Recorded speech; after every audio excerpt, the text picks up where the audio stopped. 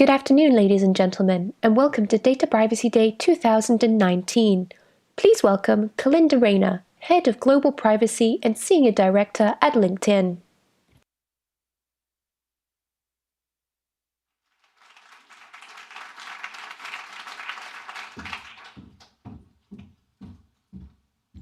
Thank you so much and welcome everyone. It's great to see such a good crowd here for Data Privacy Day.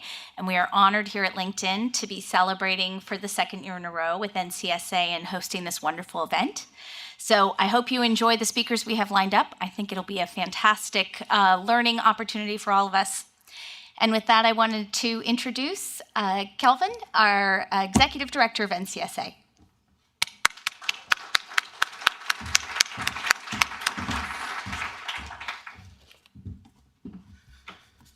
Thanks, Kalinda. I want to thank everyone for joining us today at LinkedIn for Data Privacy Day 2019, a new era in privacy. We'd also like to welcome everyone who's with us via the live stream. We really appreciate you participating with us today. As Kalinda said, my name is Kelvin Coleman. I'm the Executive Director of the National Cybersecurity Alliance in Washington, D.C. For those of you who do not know us, the National Cybersecurity Alliance is the nation's leading nonprofit in building public-private partnerships to promote cybersecurity and privacy education and awareness. Our mission is to educate and empower our global digital society to use technology safely and securely.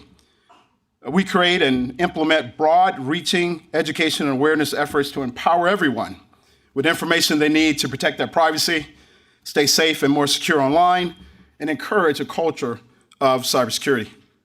I do want to take a moment for the folks in the room, sorry for the folks who are live streaming, those who are with the NCSA staff who happens to be here, please stand for a moment and be recognized.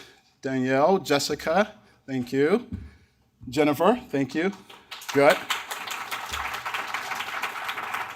I also want to recognize Russ, my friend and predecessor, who was the former Executive Director of National Cybersecurity Alliance. Thank you for being here, Russ. You know, today's event would not be possible without the support of our dedicated sponsors. We're very grateful to Visa and Verizon, our contributing sponsors. Thank you so very much for all that you do for NCSA. Our participating sponsors, Yubico, Mozilla, Trend Micro. Very happy to have you here. Mitchell from Trend Micro, really great to have Yubico, Mozilla, and Trend Micro as partners. Women in Security and Privacy, the Identity Theft Resource Center, and Call for Action. Those are our nonprofit partners who we love working with. And finally, ITSP Magazine, great partners and looking forward to working with them in the future. We're honored to have such a distinguished group of privacy experts who have quite diverse backgrounds working with us today. Lastly, I want to extend heartfelt, sincere thanks to LinkedIn for hosting in this incredibly beautiful building.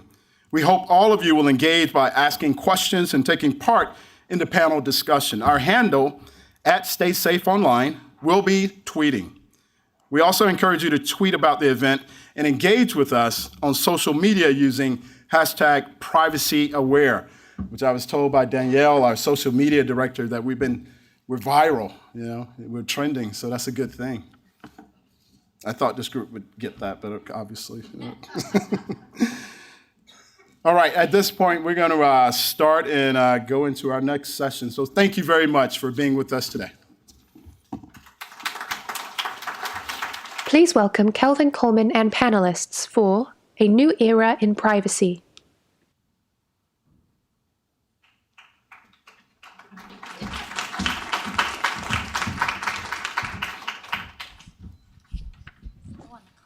I know.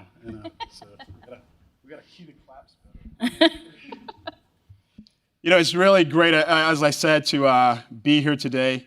Karen and Kalinda are going to introduce themselves and talk about their backgrounds a little bit. And then we're going to get into our question and answer. I really encourage those in the room, you know, if you have a question, please let us know. We're going to have microphones set up on either side of the room. And of course, we're live streaming. And so those who are joining us by live streaming, please send your questions in as well. Kalinda, please introduce yourself to the audience. Yes, thanks so much. My name is Kalinda Reyna. I head up the global privacy team here at LinkedIn. And prior to that, I was working at Apple on privacy issues, and then prior to that, Nintendo. So privacy has been an area that I've been interested in before it got popular, and it's nice to see the changes that have happened. Hi, I'm Karen Zachariah. I'm the Chief Privacy Officer at Verizon. I often say I've been at Verizon forever. I've been there for 25 years, and I've been in the privacy role for about 8 years now. You know, I once we were preparing for this session, I was so excited because both Karen and Kalinda have such extensive backgrounds and are subject matter experts, and two people who have so much to offer to us today. So I'm very excited. Thank you both for being with us. And with that, you know, we know how recent changes in privacy legislation has really impacted not only our country, but our world. How has recent privacy legislation changed the landscape, and how have companies responded? And Kalinda, let's start with you. Yeah, I think there has been so much change in the past 5 years in the area of data privacy. So when I started in 2001, we didn't even have data breach laws.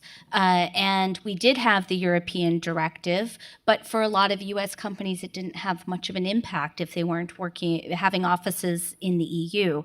So over the past 5 years, we've seen a big shift in terms of the GDPR coming into effect, California now passing its law, and we're seeing other states choosing to pass laws as well. And then we are seeing changes happening in Asia and many other countries that in the past had not focused on data privacy. So for our team, a lot of what has changed is we've had to be even more global than we were in the past.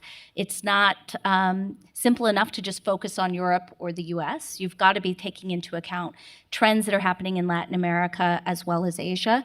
And it's also very hard to figure out how to apply these laws on a global basis. So that's one of the big changes we're seeing.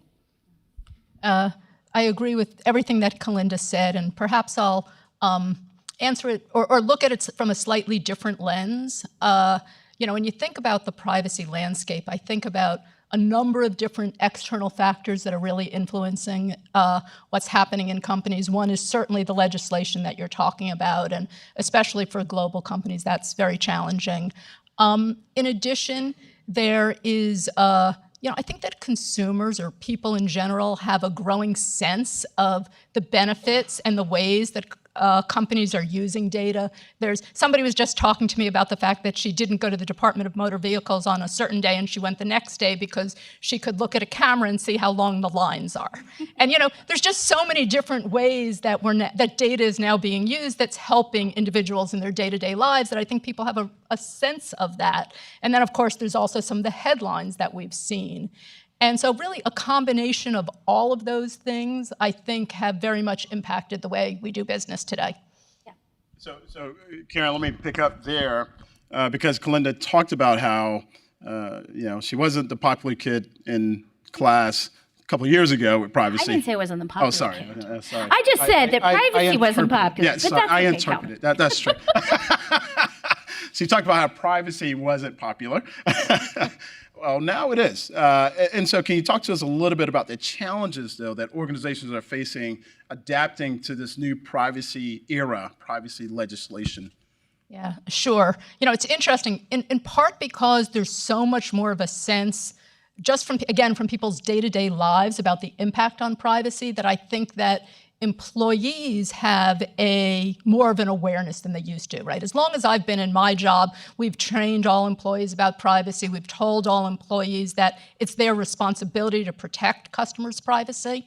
But one of the real changes now is that people really get it in a way that they perhaps used to not. And so whether you're talking about an entry-level employee or the C-suite, right? People are very, very focused on privacy. And although you know, they were, I think you would agree, they were focused on it or paid attention 5 years ago, but it's just that much more so today.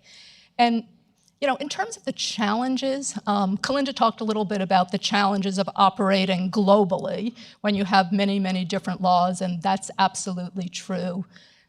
We also have, just interpreting laws can be a challenge.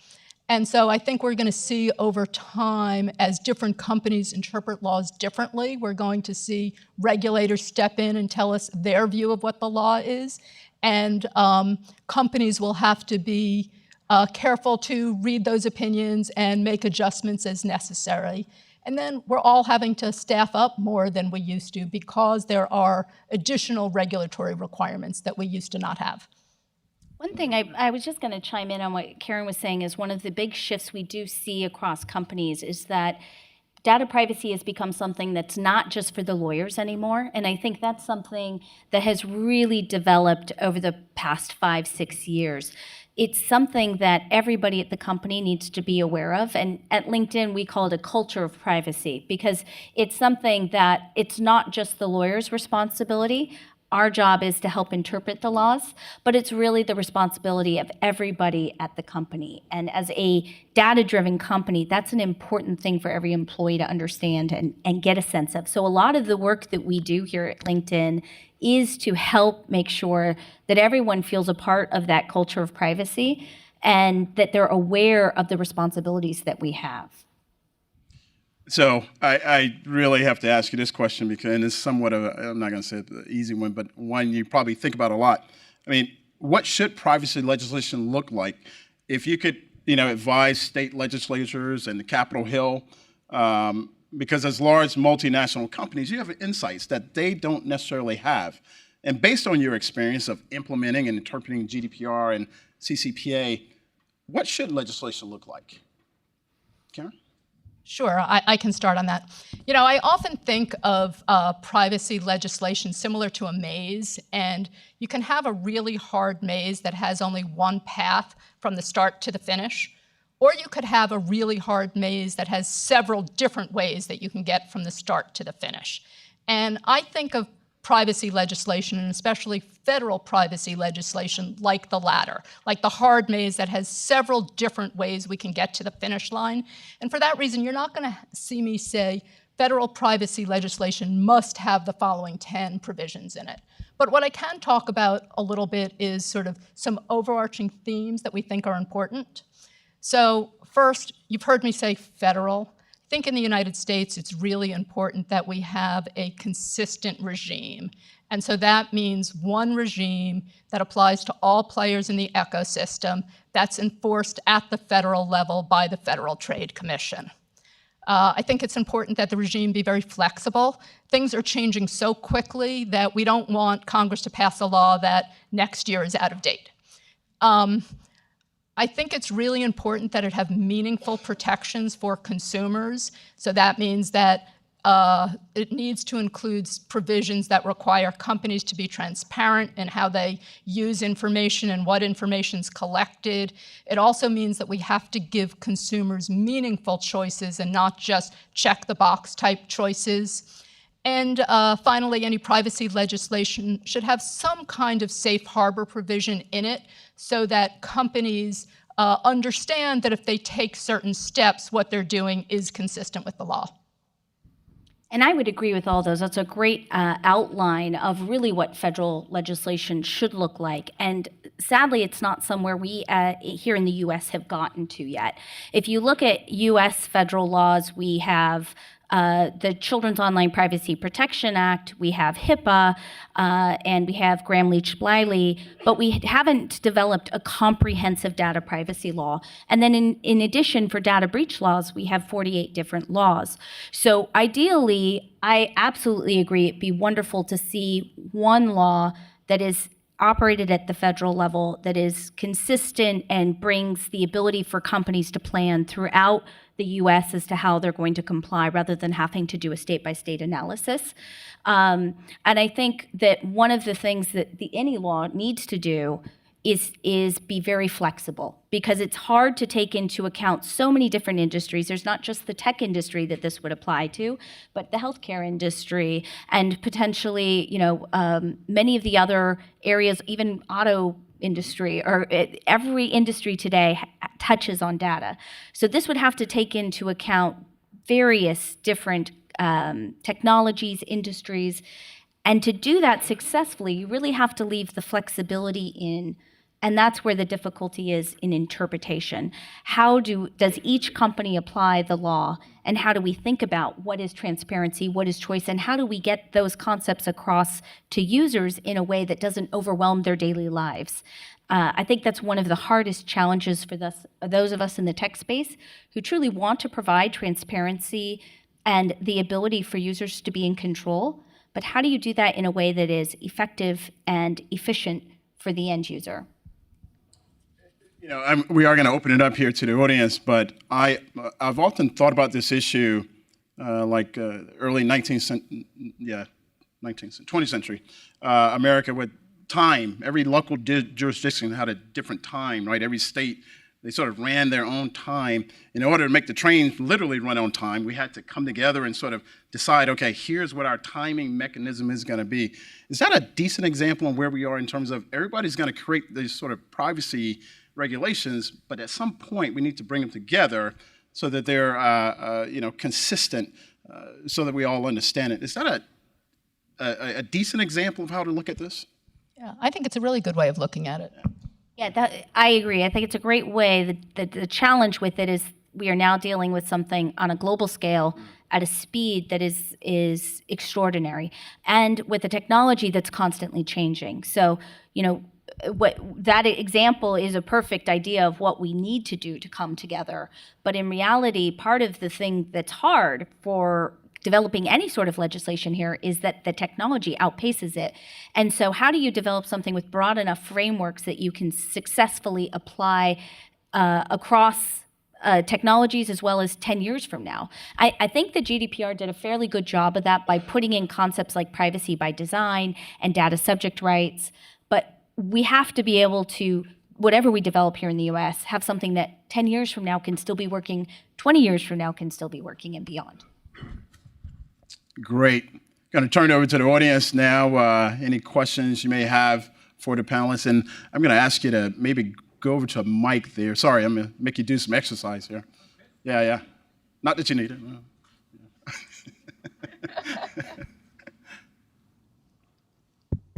Hi, this is Kiran Mehta.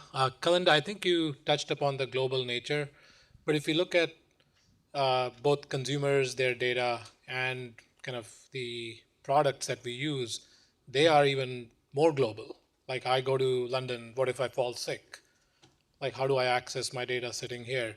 So is there any effort to have legislation which is not just US or federal, but more global? And in the absence of that, how do you see all of this evolve? Like, would it be a big nightmare?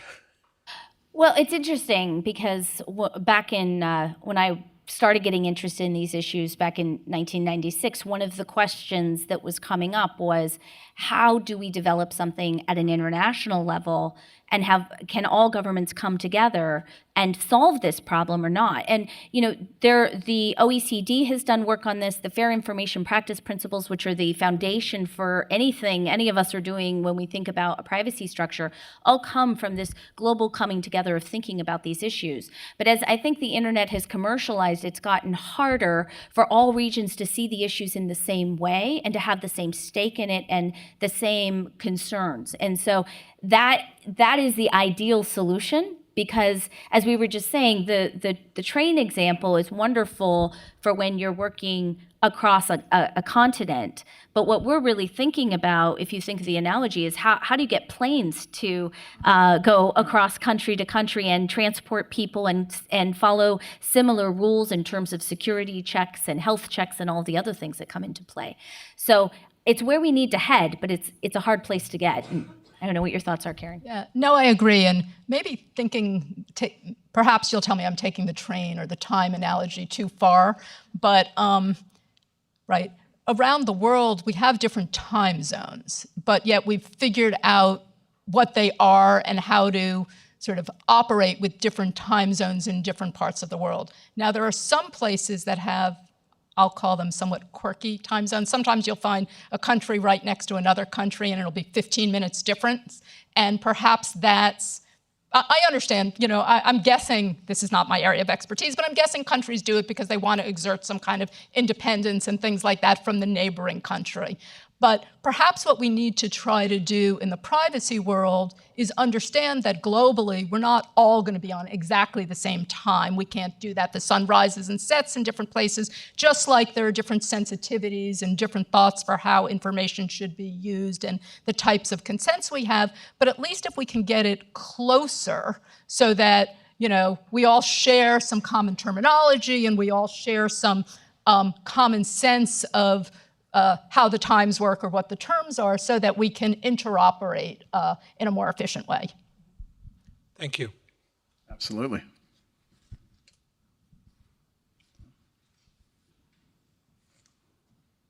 Hi.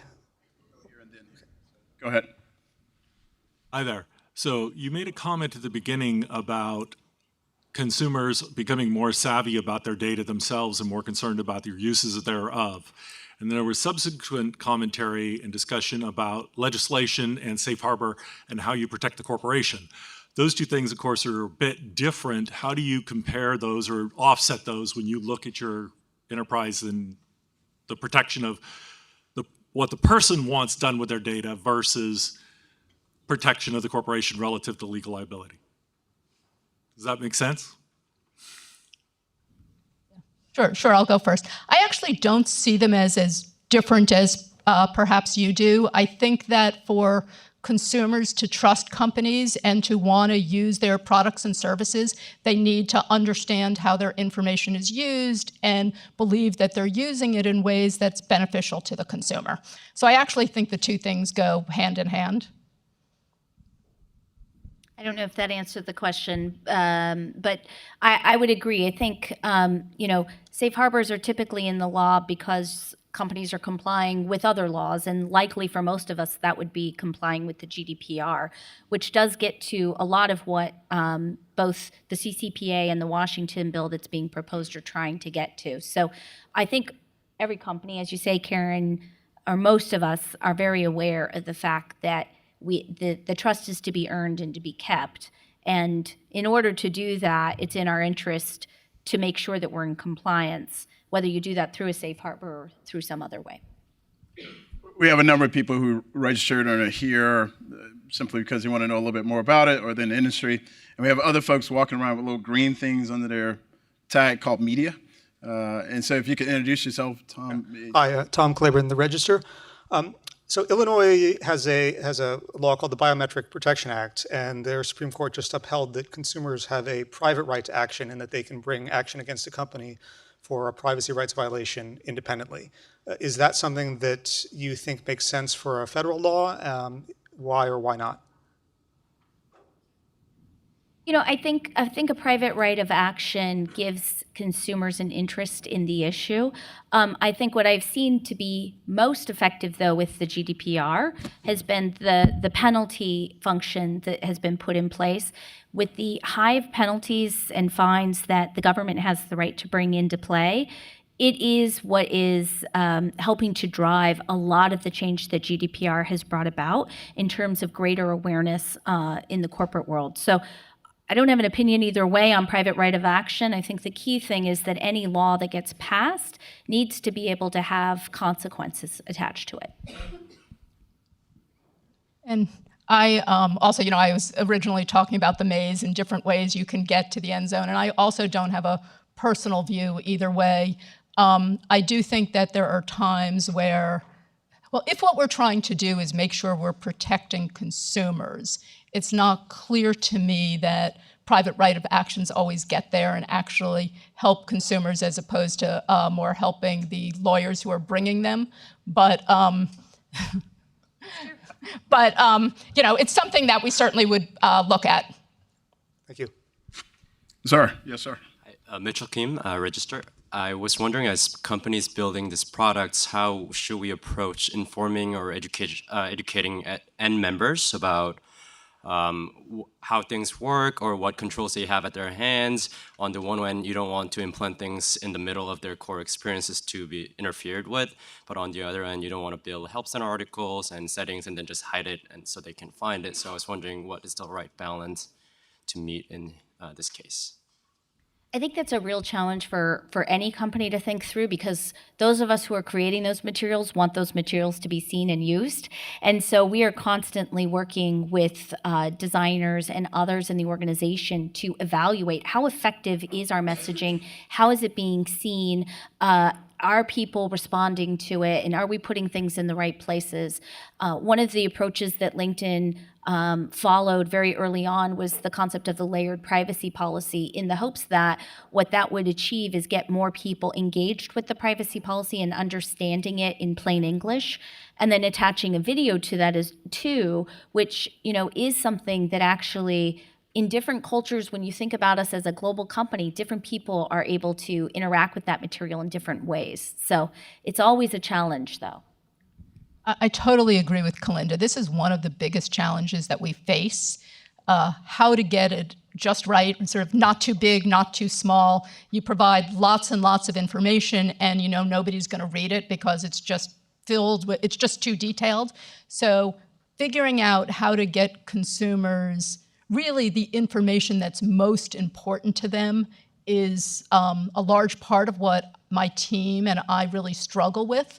And I often say that one of the hardest things that we do is say something doesn't have to go in a notice. And that's not because I'm saying that we should hide something. It's perhaps because it's so obvious that we shouldn't be clogging up, putting additional words into the notice about something that consumers really understand. Or perhaps it's less important than the really big thing that we think is most significant to consumers. And so getting that balance right is really a challenge for all of us.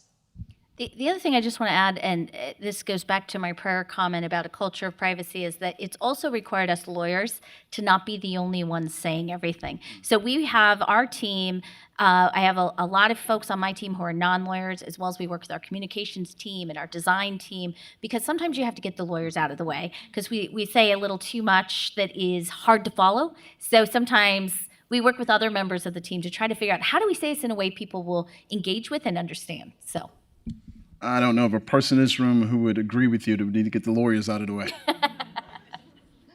I will say, though, working with companies, I often say to people that these companies are working actually very hard to find what I call the Goldilocks zone, right? Not too big, not too little, just right. To what Karen was saying, you don't want to put stuff in there that's kind of obvious, but if you don't, or you're trying to hide it, just not the case. And as I've dealt with these companies, I just think they're really doing a great job of trying to find that Goldilocks zone, because it doesn't, there's no benefit to them to hide anything. They want to be as transparent as possible. And with that, please, sir, next question. I just want to say thank you, first off, for hosting and sponsoring today. My question really stems around taking from a legal and privacy standpoint at the federal level. When we look at the confidence around state-level breach notifications or consumer rights, we haven't seen that consistency. So I guess my question really is, what would you say to the audience or folks listening on the streams? Like, what is the call to action to help push the agenda for more of a federal expectation for privacy regulation across the U.S.? Are you asking sort of how can we get Congress to act?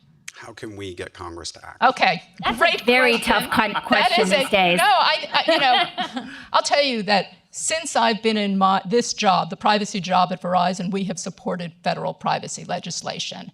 And that hasn't been true of all companies. Sometimes I've walked out of meetings and I've had people pull me aside and saying, what is it you guys are thinking? I think the tide has really changed on that in the United States. And I think there are a couple of things that are that both make a lot of companies want privacy legislation, but also has, and more importantly, members of Congress really focused on this right now. And I think one thing is the legislation we've been talking about, both GDPR, right? We've had a lot of members of Congress say, hey, if Europeans are getting these protections, or even US citizens when they go to Europe, why not my constituents? We have things like the California privacy law that also has members of Congress thinking about it. And then we have those headlines that I mentioned earlier. And there really is a renewed focus in Washington on this issue. And I really hope that Congress does do something on it during this Congress.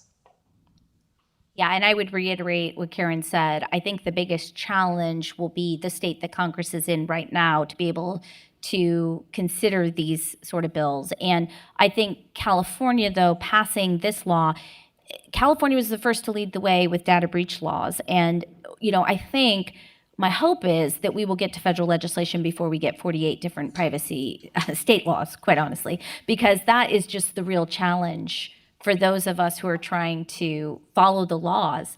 How can we already have various country laws, which happily, many of them are converging around the GDPR model. So, that will be a real challenge if we don't get federal legislation and instead we end up with state laws. Thank you.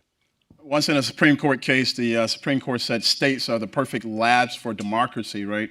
CCPA and other states are coming in with their legislation. I think it's going to force the federal government's hands, right? I think it's going to force Capitol Hill to say, hey, we really have to make sure the trains run on time. So, sir. Hi, Tim Rouse with the Spark Institute. I guess one of the problems that I'm struggling with is applying a physical world with physical boundaries to a virtual world. And in this terms of privacy, and I wanted to get your thoughts on how that might get itself resolved. If I live in one jurisdiction and I transact with a vendor in a second jurisdiction, but then I travel to a third jurisdiction and I interact with that same vendor, it seems like there's a lot of issues in terms of even if it's at the federal level or the state levels, coming up with what rules apply. That's actually been a challenge on the internet since its beginning. And when commerce wanted to start online, that was one of the biggest things that people threw up as a difficulty in making it happen, was how could you exist in one place, buy something from another company that existed somewhere else where maybe it was manufactured somewhere else, and how would you hold everyone along the line accountable? And I think that's part of what makes Kieran's and my job very interesting right now, is trying to figure out how do we look across all of these different laws and figure out what applies when. I actually found the GDPR to be a very helpful thing for many companies in that it helped to create more consistency across Europe, and we're seeing Asia and Latin America following similar models. So in that respect, it is a little easier, but that's part of what you just said is part of the challenge of our day-to-day job. Jessica, Danielle, you'll let me know if someone is, has a question online. So thank you. Until then, sir. Well, we've already picked on lawyers and lobbyists, so I guess I'm hit already. But I'm a benefits lawyer. I'm David Levine. And a question I have is, our space is a space that people don't pay any attention to. It's like $23 trillion of assets that sits there and nobody talks about it. But we face the same challenges that you're talking about on the broad base here. But there's already a lot of laws out there. We're talking about a national standard. But a lot of your businesses, each of you, bleed into different areas. Like take Verizon. Verizon started out as a phone company, as a media company, and other types of coverage. As you adapt your areas, what's your thoughts on how do we interact with existing laws? Like in our world, we've got Gramm-Leach-Bliley, we've got HIPAA, we have ERISA, we have all these laws that are acronyms that most people here don't want to hear. But the idea is, how would you see that we can bring things together, given that there's already a bunch of areas with some standards? It's a really good question. It's something that I've thought a lot about. Karen Zachariah speaking now. If we were starting from scratch, what I would propose is that we have a national law that covered all areas, including what you're talking about. I think it's so important that we figure out how to get to that finish right now, that it's not what I'm suggesting or what Verizon's suggesting. So laws like HIPAA and Gramm-Leach-Bliley, I would leave as is and exempt those services from this new national privacy law that I'm talking about. But if Congress wanted to tackle that also, I'm not opposed to it. I just think that's a pretty big lift. Practicality matters, I understand. Yes. Yeah, I would agree with that. Thank you. Hi there, Paresh from Reuters. A question for Karen. So back in June, Motherboard pointed out how the 4 major US carriers were selling location data or sharing it with these third parties that were then sharing it with other companies with sort of lax oversight. Just this month, they found that these practices were still continuing, at least with a couple of the carriers. I mean, what what is the issue? Why is it still sort of ongoing? Why is it taking so long to unwind some of these agreements? I can only talk as to Verizon, but yes, last summer there were some articles on this issue, and just to make sure everybody understands it, we have certain services, let's say roadside assistance. You have somebody who's a AAA, not to pick on AAA here, but they're a company who we all know. So there's a AAA customer who's on the side of the road who does not have the AAA app. They call into AAA, and as part of the service, the IVR says, are you willing to have your wireless company give us information so we can locate you on the side of the road? If the customer says yes, then a request would come into Verizon for the location of that customer. Same thing basically works for the other 3 major wireless carriers. So last summer, there was press around the fact that services like what I just used were being misused by some companies. And Verizon went and looked at the protections that we had put in place for these programs. We had requirements in our contracts that that information that was shared only be used for the specified purpose. We, at the time, had only certain use cases approved. And we had hired a third-party auditor to make sure that the information was only being used in the way that we said it should be. And because of the stories last summer, when we looked at it, we decided to basically Verizon decided to basically shut down those programs as is and to redesign it so that the only way, the equivalent of the AAA customers' information would be shared with AAA would be if the consents come directly to Verizon. And we notified everybody that as of November, the programs would be shut down. So what happened? We started getting requests for extensions, and we turned Verizon, I want to make this very clear, this is what Verizon did, we turned down virtually all of the requests for exceptions, with one exception, which was roadside assistance. Because we had 4 roadside assistance companies come to us and say, we're just not ready to do this directly with you. This is the winter months. We really feel like there's a public safety issue here. We don't want to be leaving people on the side of the road. So can you please extend us until the end of March? And so Verizon granted an exception, again, only to 4 roadside assistance companies, and everybody else we closed down. And I think that's why you'd see in the recent motherboard story and the accompanying podcast, that they weren't able to get that information from Verizon. So I hope that helps answer your question. Sean? Yes, Sean Martin, ITSP Magazine, NCSA, and LinkedIn. Thanks for putting this on and hosting us today. So we have laws and regulations to help the people that want to do right, but not everybody plays by the rules. So for fraudsters and cyber criminals, how important are technical controls to kind of shore up the areas where things are left open, where companies fail to actually meet the laws?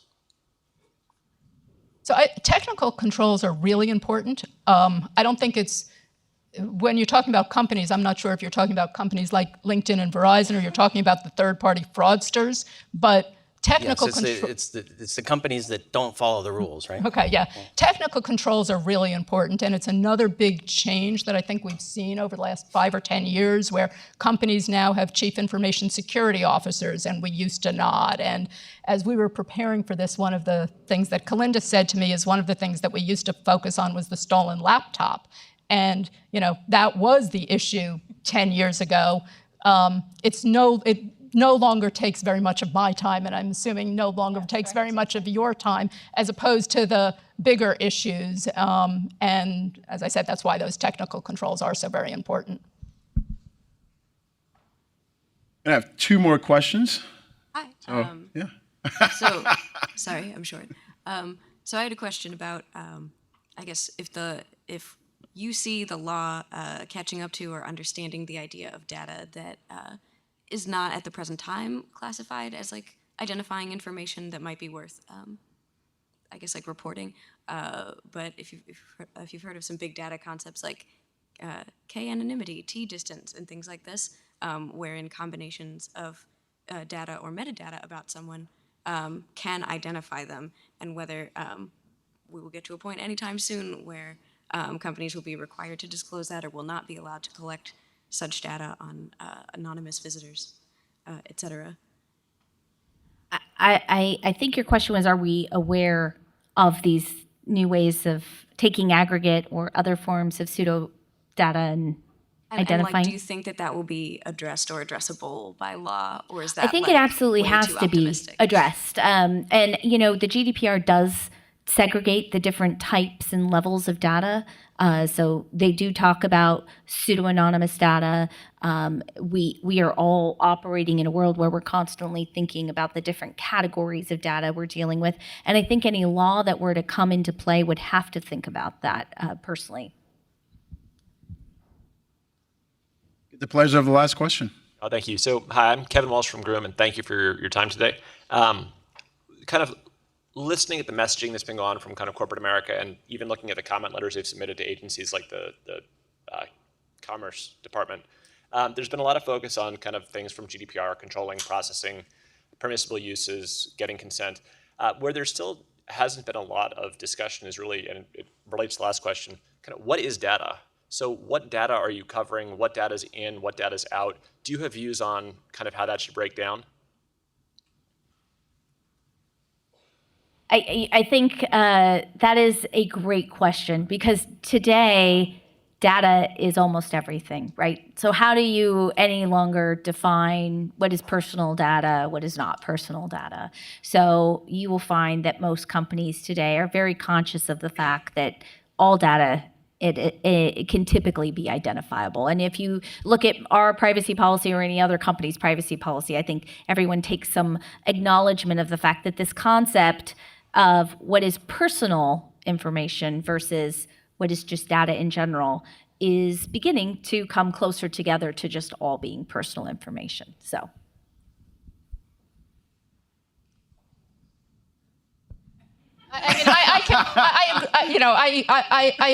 I agree with Kalinda. You have to some extent, you have to look at how the information is being used or who it's being shared with to have a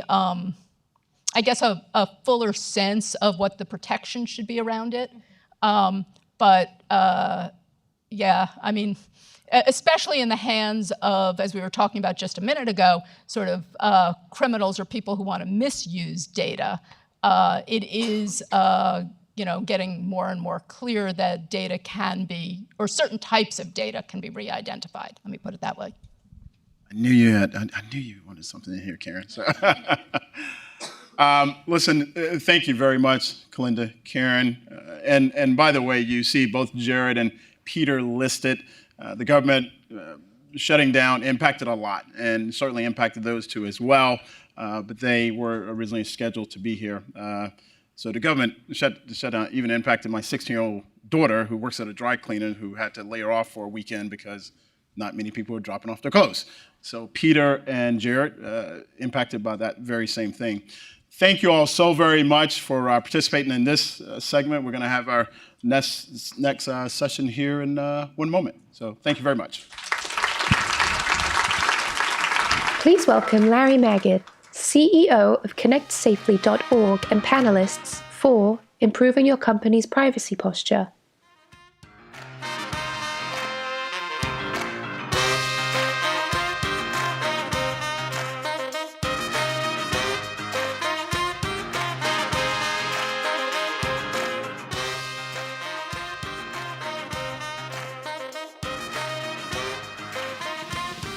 Hello. Well, thank you very much. So that announcement we just heard, I'm told that's called the voice of God. So it confirmed what I've always known, that God is a woman. So now we know. My name's Larry Magadh, and as mentioned, I'm CEO of StaySafeOnline.org, which is a nonprofit internet safety, privacy, and security organization. And if some of you recognize my voice, I'm also the CBS News technology analyst. And if you see me panicking towards the end of the segment or this session, it's because I have my daily live segment on KCBS at 3:50, where we're going to talk about today, Data Privacy Day, and what we talk about at the session. And maybe I'll repeat some of your questions. I don't know. We'll figure that out at 3:50. But it's a pleasure to be here. Before I introduce the panelists, I'm going to put in a little commercial. This is Data Privacy Day, which is actually one of two important internet safety, ethics, whatever you want to call it, related days coming up within 8 days of each other. Next Tuesday, February 5th, in addition to I just learned being the State of the Union address, is also Safer Internet Day, which my organization coordinates for the US. So we're having our big event in Seattle, which will be streamed. We're having an evening event. If anybody here lives in Seattle, you can bring your family to our evening event and you can DVR the State of the Union. We will not be playing it, but we certainly hope to have people there. But it's a great pleasure to be here, and I am very excited to be moderating this particular panel because I've given a lot of thought to what is the responsibility of different stakeholders when it comes to protecting data. In the previous panel, we heard a lot about government. Clearly, government does have a role, and I suspect it's going to have an increasing role. In my organization, Connect Safely, we focus primarily on consumers. So we talk a lot about what people can do to protect themselves, to protect their own data, to protect their security, because there is no such thing as privacy if there's no security. Everything from passwords to being careful what you post on Facebook, et cetera, et cetera. And all of that is important. But I often think of, when I think about both data and security, or privacy and security, I think of the transportation analogy. And many of us drive cars. And when we get behind the wheel of our car, we have a fair amount of control over our fate. Not complete. We can be T-boned and something bad can happen to us. It's totally not our fault.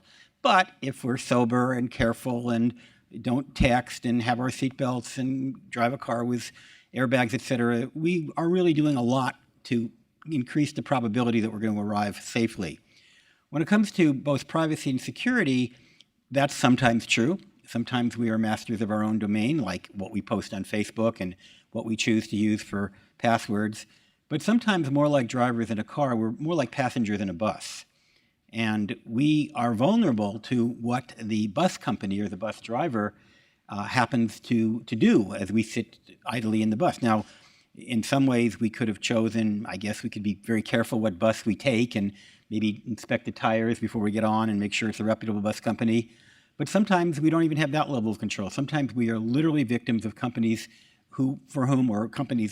problems emerge from companies for whom we don't even necessarily have a relationship, like a credit bureau, that we have a relationship we didn't choose to. And so it's very difficult for consumers to have complete agency when it comes to protecting our privacy, which is why it is so important that folks like Visa and Palo Alto Networks and Verizon and all the other players that are at this conference do everything they can so that the bus is as safe as it possibly can be. So with that as an introduction from me, I'm going to turn it over, I guess we'll do John because he's first on the list. John Geverts, the Vice President of Global Policy of Visa, and followed by Lourdes Tourette, not bad, the Senior Privacy Counsel for Palo Alto Networks. So, John, why don't we start with you? Thanks, Larry. Delighted to be here. I am the Chief Privacy Officer at Visa, where I've been for almost a year and a half. And my team does the legal aspects of privacy, information governance, and what we call privacy operations.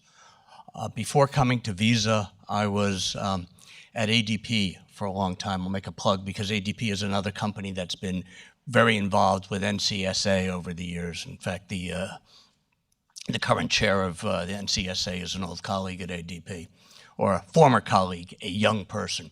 And at ADP, I had a succession of, I am a lawyer, but I had a succession of roles in both legal and security areas.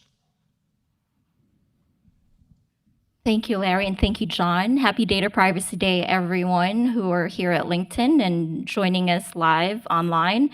I am so thrilled to be here to celebrate Data Privacy Day with you and to help spread awareness about this, one of the most important issues of our time, data privacy.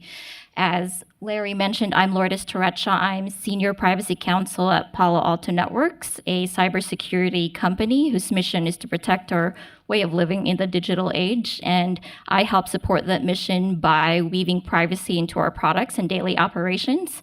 And prior to joining my current company, I worked as outside counsel with other companies and also as an in-house privacy program leader prior to joining Palo Alto Networks, handling privacy and GDPR issues and incident response. I've got some questions that have been shared with the panelists, but I'm going to add a little just slightly. The first one is, what is the case for businesses for privacy, and why should companies of all sizes care? And when we say all sizes, I want to start, obviously, very large companies, but also companies that are essentially zero, that haven't even started yet. And so I think this is a good place to introduce not only why it's important for large companies, but why it's important for startups and perhaps even venture capitalists who are funding startups to be thinking about privacy at the very, very beginning before the product came out. So in other words, when you build a car, you put the brakes in first. You don't wait for the first accident before you add brakes. Sure. Thanks, Larry. I'll get started then. I think, it's a great segue from the last panel where we talked, where at the end it was a discussion of the fact that there's just all this data and it's all personal information. So any company, all may be a little bit of an overstatement, but certainly a lot of it is, any company that's starting up is going to deal with personal information, whether it's a data-driven business or not. Companies have employees, they have customers, they have suppliers, so they have real pure PI in those cases. They're getting contact information, if it's for the employees, they're processing a ton of very sensitive personal information. And then, of course, as they figure out what their business model is, they are looking at how they are going to collect data, utilize data, share data, destroy data, and so forth. So I think, any company, whether it's a mature company or an idea, has to think about the life cycle of the data that it is going to ultimately handle. I think there's a very strong business case for privacy, and I say this for 3 reasons. First, privacy is being demanded by customers, both in the B2B and B2C context. Secondly, bad privacy practices tarnish companies' brand reputations, and we see that all over news and in headlines. And lastly, privacy violations are very expensive. Now, I want to go back to the first point about customers demanding privacy. We see that both in the B2B context, when deals are getting negotiated and certain companies can't agree to certain privacy obligations because they simply haven't done the work of building it into their product or their business operations. We've also seen some studies, and the numbers aren't quite there yet, in the B2C context, where privacy is slowly becoming a consideration in purchasing decisions. Frankly, I think I saw it was 35%. I wish it were higher, but it is encouraging. And lastly, as Larry was suggesting earlier, we've also seen VCs and acquiring companies have or include or consider privacy during the valuation period or during due diligence when they're assessing their target companies. If I can challenge you a little bit, just quickly, then I absolutely agree with you that customers or consumers should be looking at privacy. But unless it happens to be the subject of a Time magazine cover, as Facebook is this week, or unless the company happens to have had a major data breach, which has happened to a number of companies, how do we know? I mean, when I go out and purchase a product, most of the time I really have no idea what practices the companies engage in. I mean, they may have a privacy policy, but that doesn't really tell me a lot about their practices. I agree, and I think that's why we have to innovate in this area and not rely on privacy policies and come up with better ways to provide notice and transparency. I'm struck by and I'm delighted that the conversation about the business case for privacy has been focusing on the consumer, because I think a year ago these conversations would have been focused when we talked about the business case for privacy.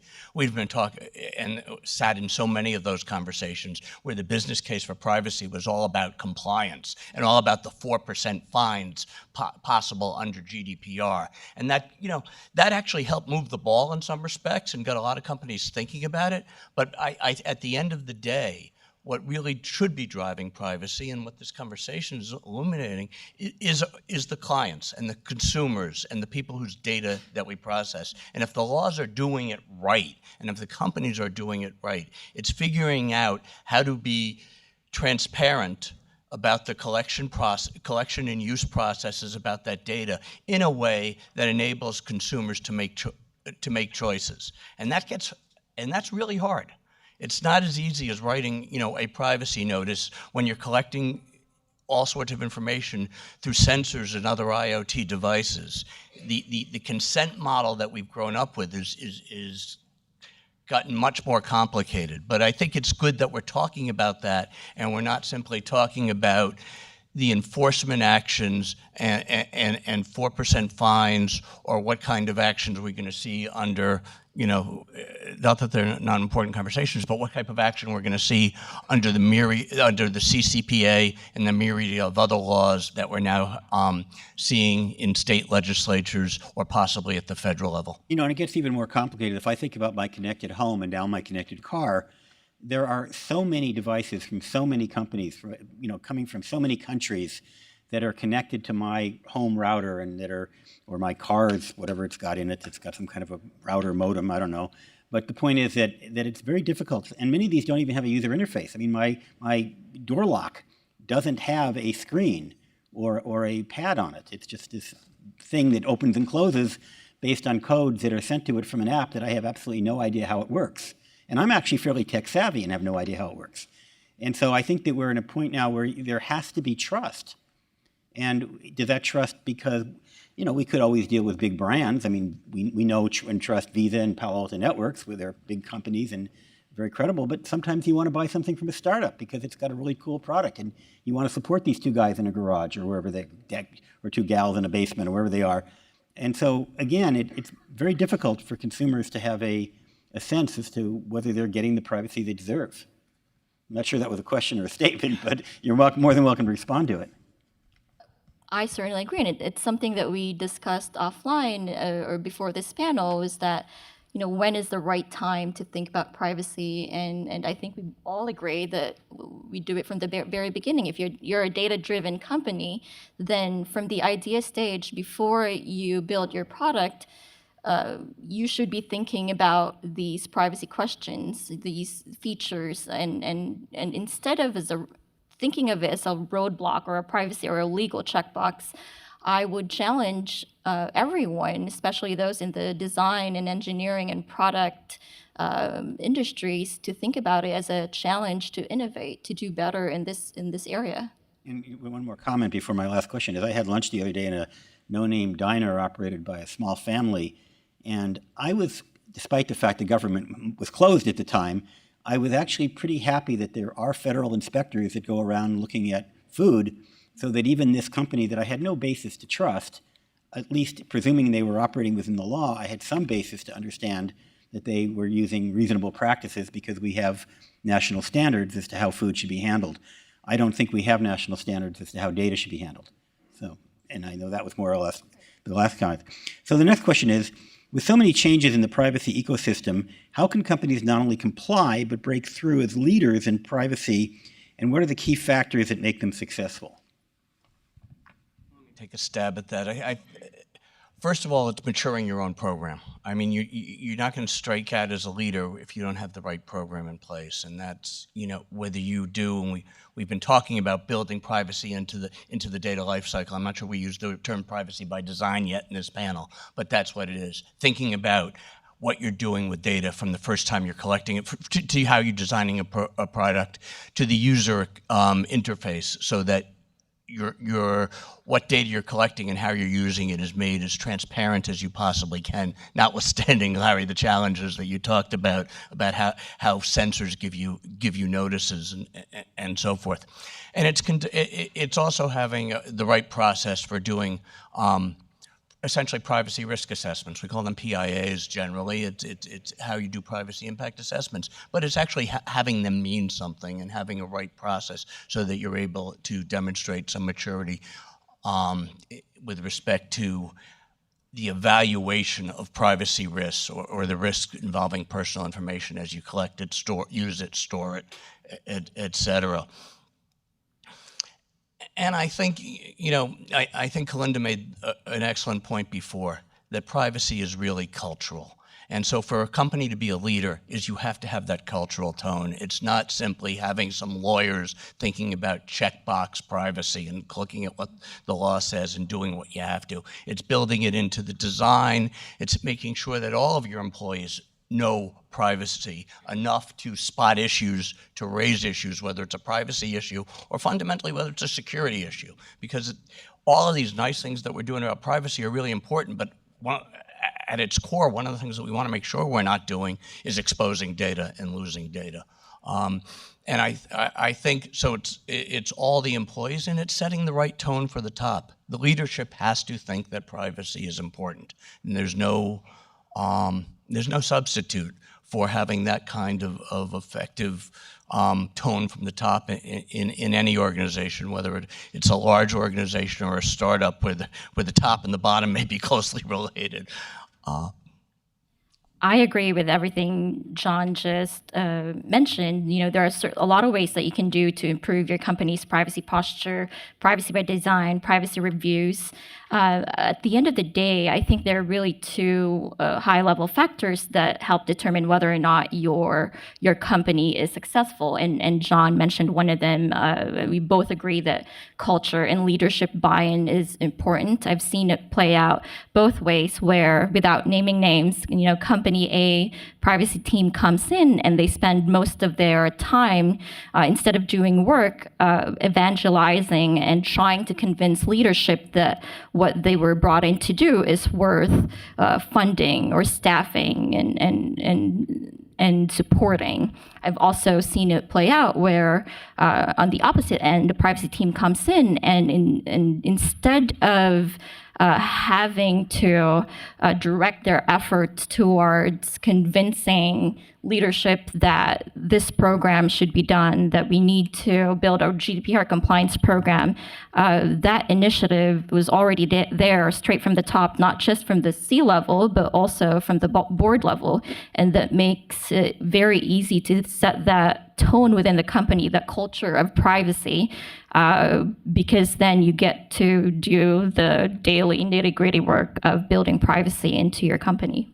If I may add, you know, I focused a little bit on the internal aspects of building a privacy program, and the question was also about leadership in general. So let's talk about, you know, the external aspects. To be a privacy leader, you also need, I think what I referred to before is table stakes and having that maturity of your program. But to be a leader, you have to be out there talking to your clients, whether they're other companies in a B2B model or whether they're consumers in a B2C model, or both, most likely both. You need to hear what they care about, what they're thinking about, how they care about what you're doing or what might do with information pertaining to them, and to regulators and industry groups. What are they thinking about? As we talk about the possibility of federal legislation, how do we get involved? And the last panel really articulated this at length, but how do you get involved in those discussions? And I think leadership is being involved and not just waiting for things to happen. I have a question for everybody in the room. How many people here ever watched the episodes of Mad Men, TV show Mad Men? So I happen to be old enough to have lived through the period, or much of the period that show took place. And I remember watching an episode where people were having a picnic and they just threw their trash on the ground and walked away. I remember watching episodes where people would be sitting around smoking in the office or drinking heavily in the office. I remember episodes where all of the executives were men and women were only secretaries, and later on we saw women executives. And my point is that, having been on this planet for now more years than I care to admit, I have seen enormous cultural changes, right? And I mean, you name it, it's misogyny, racism, homophobia, a lot of things that we, at least to some extent, have started overcoming. So when you guys talk about cultural shifts, I think about both how far we've come, which is the good news, and how long it took, which is the bad news, for some major cultural shifts. And I guess what I'm asking is, how do those same kinds of cultural shifts apply towards privacy, security, and good practices when it comes to being custodians of people's data? Getting blank stares. I mean, because you kind of touched on it, you know. I mean, you're asking if we've known. Yes, there are those cultural shifts. We've certainly seen them. I think GDPR was one such shift. I agree with what Kalinda said earlier. I actually like that GDPR. You know, I think GDPR is a good thing. I think it's brought about a lot of change changes from companies because they were made to pay attention. And so there are others. There are certain big data incidents and data breaches, or those waves of data incidents and breaches that we've seen in recent years that is also one of those triggers of those shifts. I think the blank stare was a little bit of recognition of the fact that it's a really hard question, because I've been old enough to have started practicing law before there was before there was really an internet. And now we're dealing with an internet of things, and we're dealing with all these challenges. And as we talk about how we confront that as in a cultural area, in the legal area, however we're confronting it, it's hard to develop the mechanisms that get us ready for the stuff that we don't know, that's developing now, and we don't know what it's going to look like in 5 years. So how do we build programs? And I think some of the principle-based things that we've been talking about building privacy by design and setting the right culture around data awareness and so forth are critical. Beyond that, I wish I had some more answers for you. I must say, though, in many of the instances that I was talking about, legal action did play a role. One of the reasons why smoking is down is because it's no longer allowed. You're no longer allowed to smoke in most buildings. So you can still smoke, but the government and its companies have made it so inconvenient that fewer people are doing it. And one of the reasons why traffic deaths are down is because you were required to wear seatbelts. So again, government has had a major impact on some of these cultural shifts. I think in the area that we're dealing with, though, it's hard because I think government lags, but regulation often lags well behind technology. Exactly. And so it was a long time before we realized how dangerous after we realized how dangerous smoking is, before we started seeing those kind of regulations. A long time after we realized that, seatbelts would be safe, before we mandated seatbelts. So I think that's a challenge. I think it's one we have to address, but it won't be easy from a regulatory standpoint. So next question on my list is, what are some of the unique approaches that companies might not often think of when improving their privacy posture? I can start. One of the things is, where do you situate privacy in an organization? How do you do privacy? An awful lot of organizations put privacy within a legal function. A lot of us are lawyers, but not all of us. But because it is cultural, I think one of the important things is figuring out where it's going to be most effective in the organization. Does privacy belong in legal? Does it belong in risk? Does it belong with security? Does it belong with technology? And I think that depends in large part on the nature of the company, because we are talking about driving cultural. And the answer is, in some respects, is all of them. How do you support privacy in all of those areas? And then also in a way that those areas are talking to each other, because there are some examples of companies where you've got privacy engineers not talking to lawyers, not talking to people that are doing risk assessments and so forth. What do you do if the CEO is only paying lip service to it, but not truly buying into it and providing leadership? If you're in your I'm not suggesting that's true in your company, but if you had your seat at a company where that were the reality. I would say if that was the case and you were charged with being the CPO of that company, you get in the face of that CEO, because I don't know another way to do it. I've been fortunate in the companies that I've worked at, and I think Kalinda talked about how the business has evolved so much during the time period that a number of us have been doing privacy. I don't think that was always the case. I think we're in an environment now, and whether it's a Time magazine cover story or huge fines coming out of Europe or whatever it is, where boards and CEOs are paying more and more attention.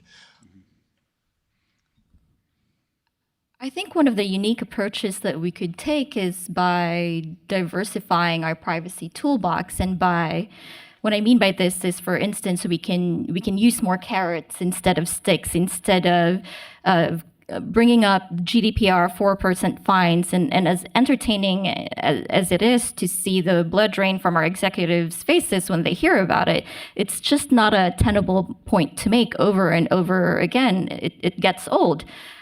Instead, we could be more creative about it. We could align the privacy interest with the business interest. We could fix a business pain for the business. An example that comes to mind for me is, for instance, the product team struggling with hundreds of GDPR and privacy-related requests or questions from customers that they get about the products. And you can certainly, as the privacy person, partner with the team and come up, for instance, with a privacy product data sheet that explains how your products collects, handles, stores, shares personal data.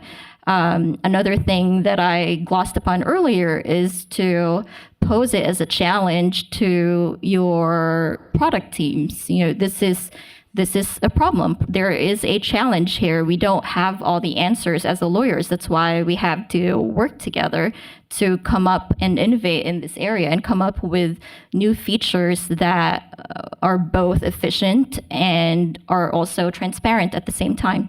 So my final question before we open it up for audience interaction, and maybe we can keep our answers brief so we do have some more time, is what are some of the unique approaches companies might not, sorry, I'm reading the wrong script here.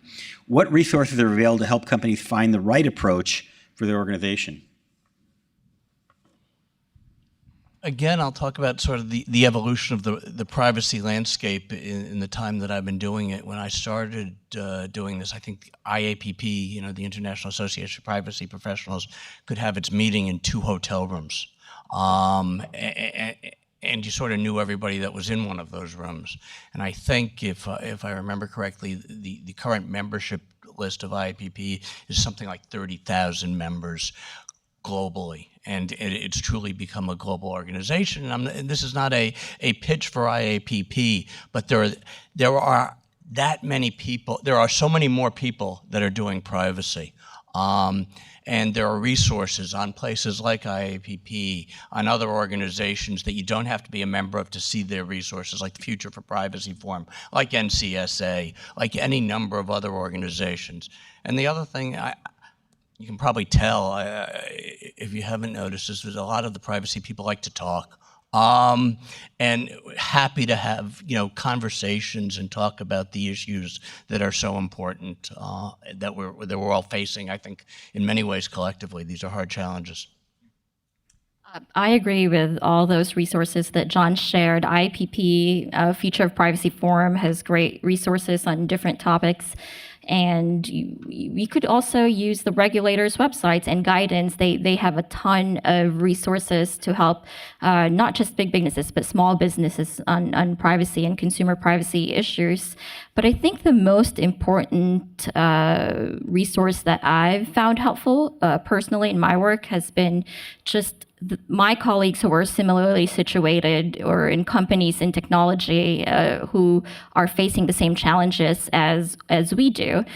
We have an informal group here, and some of them are in this room, so shout out to them. And we meet quarterly and talk about how issues like the CCPA or just all sorts of different challenges are being dealt with within our respective companies. Great, thank you very much. And now I'd like to open it up to a lot of smart people in the room for comments or questions. So, yes, sir. Hi, my name is Jim Van Dyke. I'm a researcher in consumer security and fraud. I'll ask a question and give you a quick background as to why I'm asking it, if that's okay. The question is, what do you think at the stage that we're at with regard to educating identity holders and most effectively empowering them to stop data compromise and stop the crimes that result from compromise, how good of a job are we doing at that, empowerment and education, and what do we most need to do to change it? And I'll just give you a quick background that might help you respond to it. If we look at the big credit reporting agency breach that happened, the newly hired CISO publicly said, well, everybody's data is already out there, which if that were true, then there's no reason for anybody to ever hack another system. And it's horribly undermining in terms of motivation. Or there was a big card breach not too long ago from a very large merchant, and the merchant gave everybody credit monitoring after a classic card breach, which is kind of like using a screwdriver to pound in a nail or something ridiculous like that. So my question is, how good of a job do you think we're doing at education and empowerment, and what do you think is most important to take us to the next level of effectiveness? with Are you with talking about identity holder involved. educating the industry or educating the consumer? With partnering directly with the identity holder themselves, who we're trying to stop the compromise and fraud with.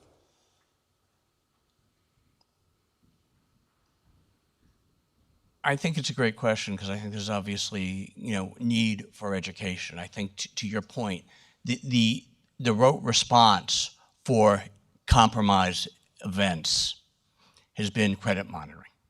Credit monitoring isn't available in a lot of the world, and it's got limited value in the States. But, if you have a breach, you provide credit monitoring depending on the nature of the breach, and then you expend it for 1-2 years, depending on the regulator. I mean, we've seen this.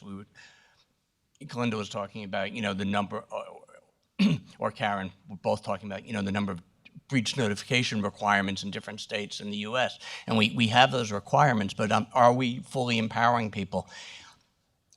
I think that's a really good question, because I think at the end of the day, there aren't magic bullets. You have to pay attention to your accounts, to wherever that information can be used. And I don't know a better way to do it. I don't, than relying on actually paying attention to those, to the accounts that have financial information or other information that you're worried about, because credit monitoring only goes so far. But I would take strong issue with the comment that it's all out there, so we don't need to worry about it. An awful lot of it is out there, and you can find it, but that doesn't mean you don't do everything you possibly can to protect the data that you're holding on behalf of individuals, and make it really hard for bad actors to both obtain it and to utilize it. I certainly agree that we can do more, spread more awareness, and we have a lot of work to do there. The one thing that I have noticed as a consumer myself, though, is that companies have been providing access to my credit history through their apps, which I think is a good way to spread that awareness over any potential identity theft that may, consumers generally don't have access to or have a hard time accessing. Now, I don't know if many consumers are actually using those resources. We can do a better job of making those known and more accessible to them, but that's one area that I've seen improvement in. Questions or comments? No? Well, I'm going to follow up on that also. As a customer of yours, certainly a credit card holder, once in a while I'll get a call or an email from my credit card company telling me that something unusual has happened and asking me to verify if it's a legitimate transaction. Is there a way to be better at that? As to, I mean, I'm sure there's always a way to be better at everything, but when I think about checking my own credit cards, I mean, practically every transaction I make these days, I rarely use cash. Almost every transaction I make involves some kind of electronic transfer, and I could probably spend all day reviewing them. There has to be a way to make my life easier when it comes to reviewing how my privacy is being affected. Sure. And sometimes that does take data, and that takes the thoughtful use of data. But obviously, a company like ours spends a ton of time making sure that we are doing the kind of analysis, the kind of that detects anomalies and detects things that will bring them to either directly to you or more likely through your issuing bank. In our case, that tells you, hey, you couldn't have been in two places at once. Or and looks for patterns, absolutely. Right. And I think it's probably one of the very most important things that we do as a company is spending a lot of time getting better and better at that kind of fraud prevention and that kind of identity protection. Gentleman right here, we almost out of time, but go ahead. Hi, this is specific to Visa and also for MasterCard.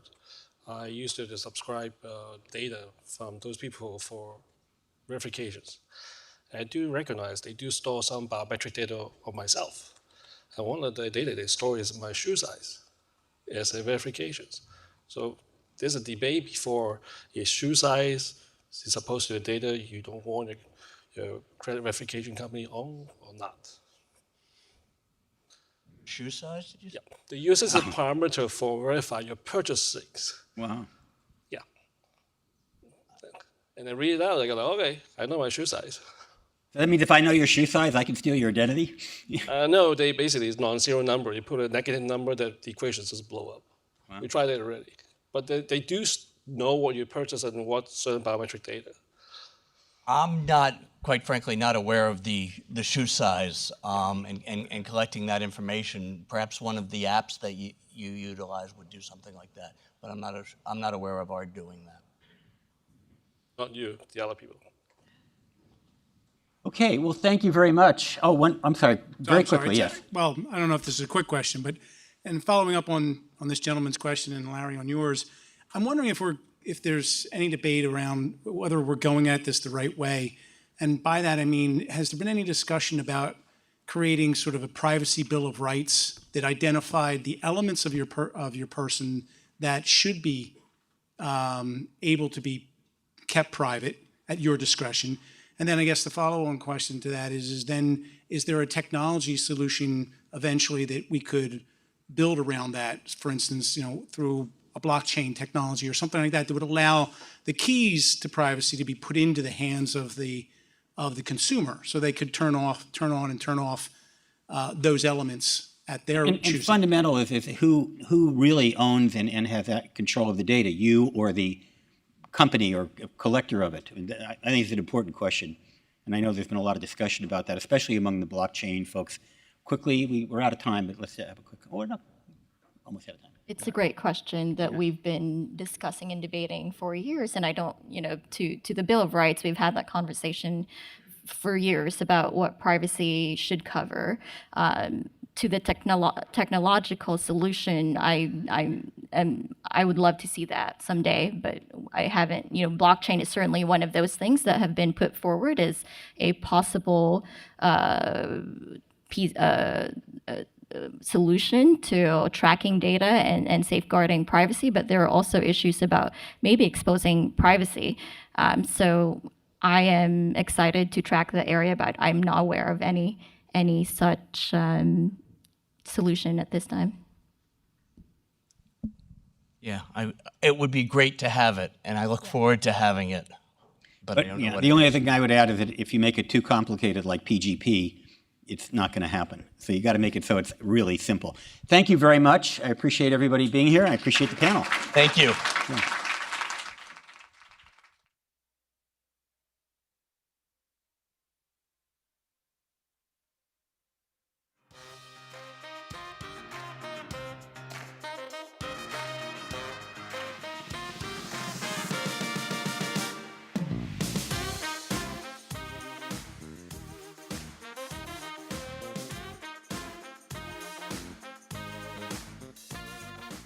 Please welcome Merritt Baer, Principal Security Architect for Amazon Web Services Global Accounts for Security and Privacy in the Cloud.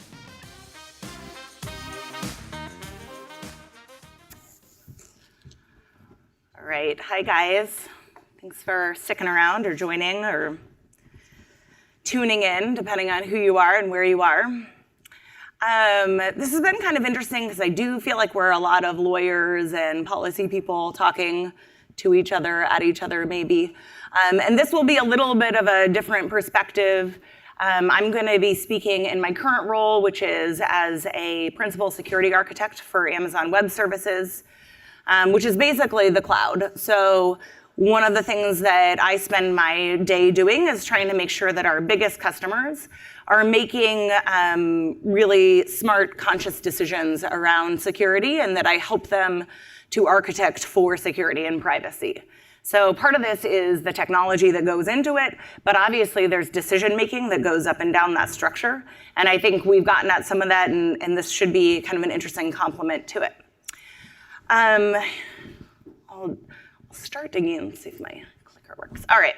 What is the cloud? Can you guys raise your hand if you have ever logged into a cloud console, or if you write in any computer languages? Cool. Okay. My background is that I worked in government in all three branches, and so I've always been a security person.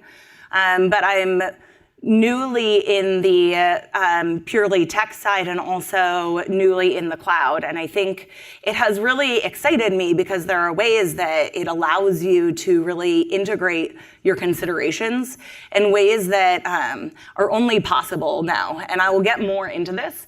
But basically, I wanted to kind of just give a voice to those in the crowd who are thinking, we're here for Data Privacy Day, you know, what about all the work that's left to do? What about underserved communities? What about the fact that, you know, the tech landscape is not representative demographically?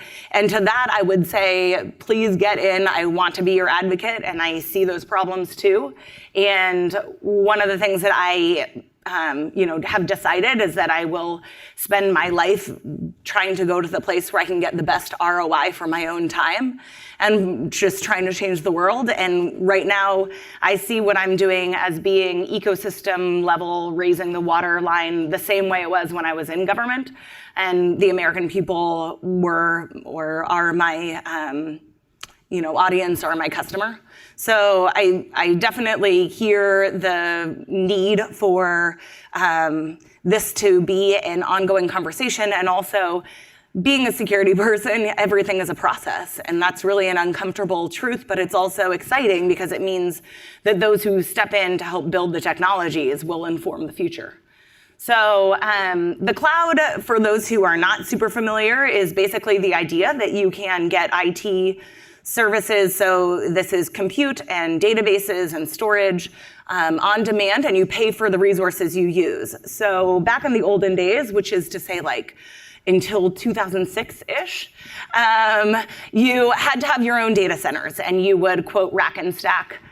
So you would have servers and data centers, and you would pay to provision those, and you had to provision as much capacity as you thought you would need, and there was very little flexibility or elasticity, and it was also a headache. I mean, everything from HVAC to the hardware, all the way up and down the stack, and we'll get into that. But the cloud basically enables customers to, I use customers because I am at AWS, enables enterprises of all sizes, so from startups up to very established enterprises to outsource that part of their doing business. So rather than spending their time on the infrastructural levels, they can focus on their core business. And being Amazon, we're used to this with high volume, low margins. So we have lowered prices a lot. This is something that is done at economies of scale. This is helpful just to level set for you guys to understand. When you're in the cloud, there's what we refer to as a shared responsibility model. So this will be true for security, and privacy often goes hand in hand, although it's obviously not the same. But to a large extent, what we cover are the bottom layers of the stack. So everything from the physical data center, so from the concrete floor, up through what would be layer 4, which is the hypervisor, we, Amazon, or your cloud provider, would be owning the security and availability for. And then the customer chooses to put their resources in the cloud, right? So to a large extent, this is really informative because if you're asking about the content of data that might be stored on AWS, we don't see that. That's not our job to maintain it, although we have plenty of tools that try to help equip them to do it better. So these are, these are some of the things that allow you to engineer your own security and privacy within the cloud. And this is, the title of my talk was something about thinking differently about security and privacy. And this is the beginning of that conversation. I'm going to get deeper. But basically, it starts with the way you access the platform itself, and then it goes through whether you make decisions around allowing actions to occur but detecting them and alarming them, or whether you just don't allow it at all. Infrastructure security, so things like AWS Shield is a DDoS protection. You can also just architect to minimize your public-facing endpoints. There's a lot of ways in which you can architect for security and privacy based on the decisions around what you're trying to do. So it really revolves around the functionality you're trying to achieve, but certainly it is not an add-on at the end. This is part of what you architect for from the start. And these are, so these names are actually often AWS service names. I didn't want to tell you about every cool thing that we have going, although we can, get more in depth. And if you guys want to chase down more, AWS reInvent is our big annual conference, and we will, release new products and talk about the cool stuff we're doing. There's a lot to geek out on. But I wanted to basically give the impression that you can see across the life cycle of caring about security and also taking care of your own prioritization of sensitivity of data in the cloud. And basically every company at this point is interacting in the cloud and storing and using compute for the cloud. This is one of the ways that we can conceive of the ways that we allow you to have tools to control across the life cycle. So since it's Data Privacy Day, I also wanted to make a point, which is that you guys are still, you guys being the consumers, when we are the cloud provider, you would still be the ultimate owner of your data. So you choose where to put your data, you choose when to delete it or to crypto delete it, which would be to throw out the cryptographic key and it could be effectively not ever accessed. There are a lot of decisions here.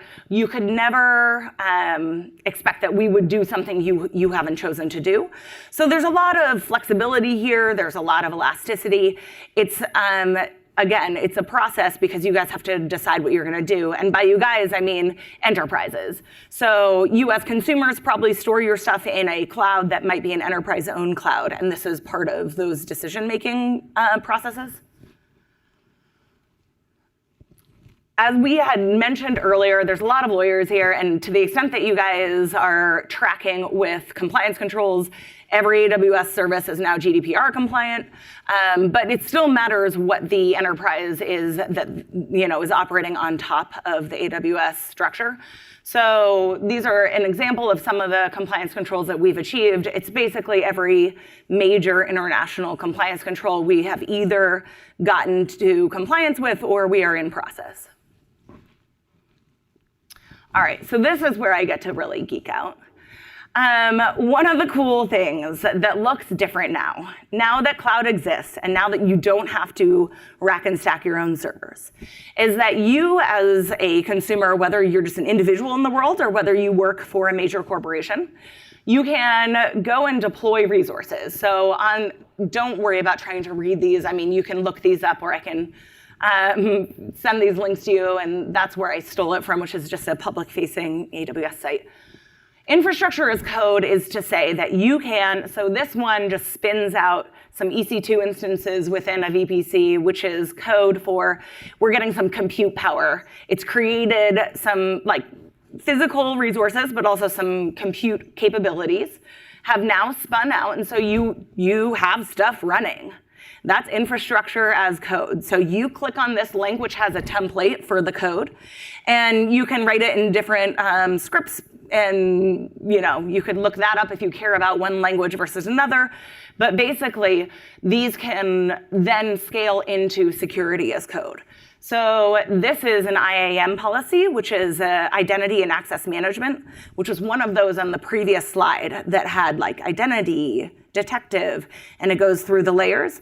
So you could just actually engineer it that, let's say you create an EC2 instance, that's compute. So it could be dealing with data sets, it could be streaming Netflix videos. Netflix uses them, for example, for that. And you can spin up and down, and this could limit whether, this one actually in particular limits a particular time of day to a particular set of permissions. So you can get really granular with who can access what and when and how. And then this one is a Lambda function, so it allows you to automate. How many of you guys have an Amazon Echo in your house or any other kind of speak-to device? Okay. So what underwrites the Amazon Echo is Lambda functions, and these are really simple code. And this is an example. So you can actually automate not just, you can automate remediations. You can hit triggers, thresholds, or whatever you want to call them, that you would say, okay, if this happens, then fix it in this way. But you can also do it on the productive side. So if we hit this many users, we want to automate this. It allows you to have a lot of automation, which allows you to keep as we say in security, keep the people away from the machines. It allows you to make forethought decisions and then put in the actions that you want to take in response. And what that means in practice is that you can scale up at an unprecedented level. So for huge, capabilities, you can really spin up quickly, but you also spin back down and only pay for what you use.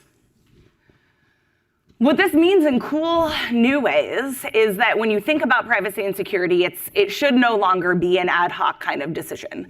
That you can, so given the previous slide and what I was talking about, you can now encode policies as logical formulas. So we have a group at AWS called the Automated Reasoning Group, ARG, and they do this where they can do logical theories, so they use provable security, and it's often referred to as formal methods. Do you guys know, who knows who this is? No? This is Euclid. So it strings back to Euclidean formulas, and a classic example is the infinitude of primes. So at the time, he said, if you accept this and this to be true, then we know this to be true. And so these are called proofs, and they are often referred to as logic. And this is very simple and yet really hard. And it's what lawyers do as well, I think. So, and I'm a lawyer too.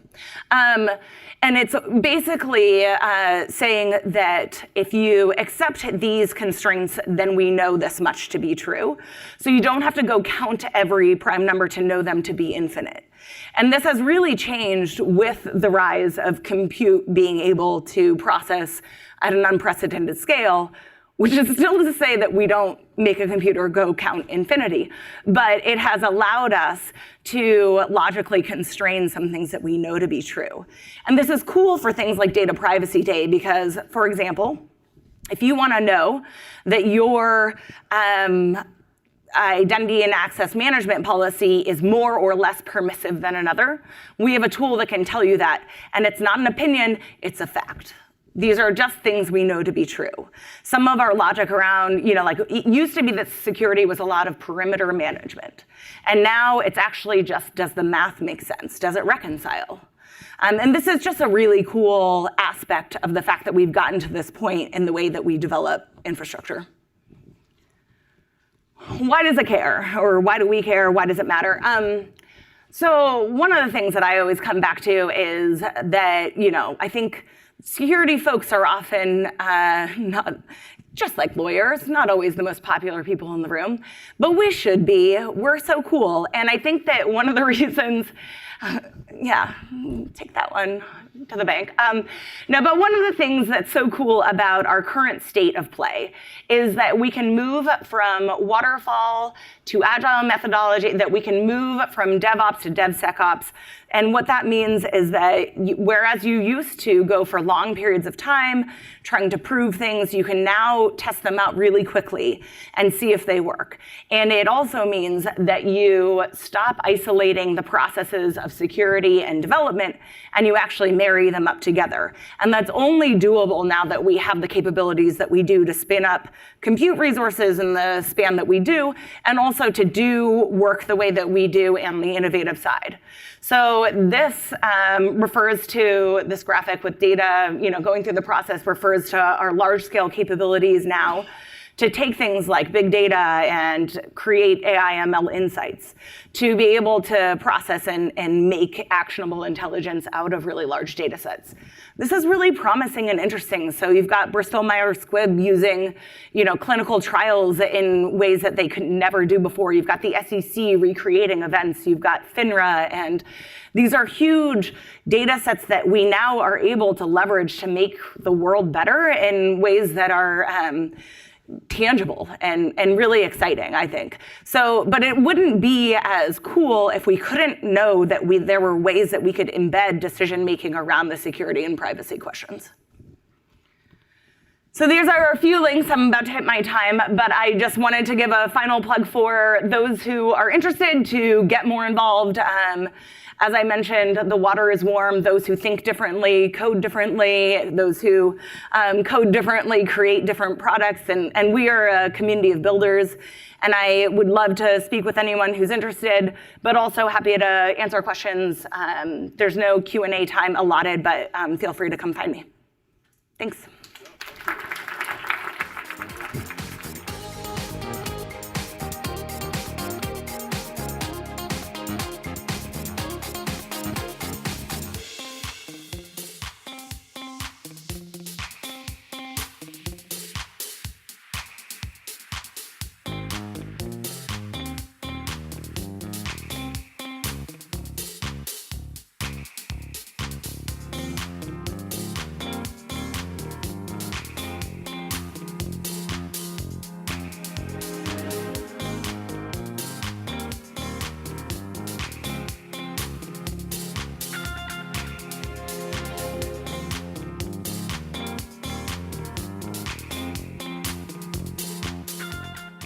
Please welcome Kanisa Ahmad, board member and co-founder of Women in Security and Privacy, and panelists for The Future of Privacy and Breakthrough Technologies.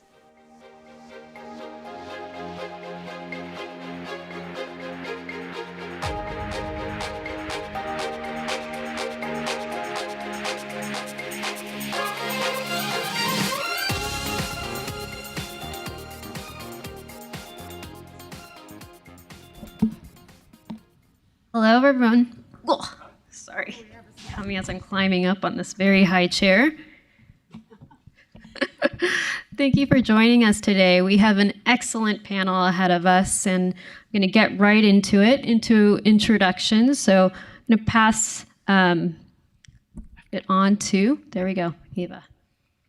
Hi, good afternoon. You guys have lasted the full day.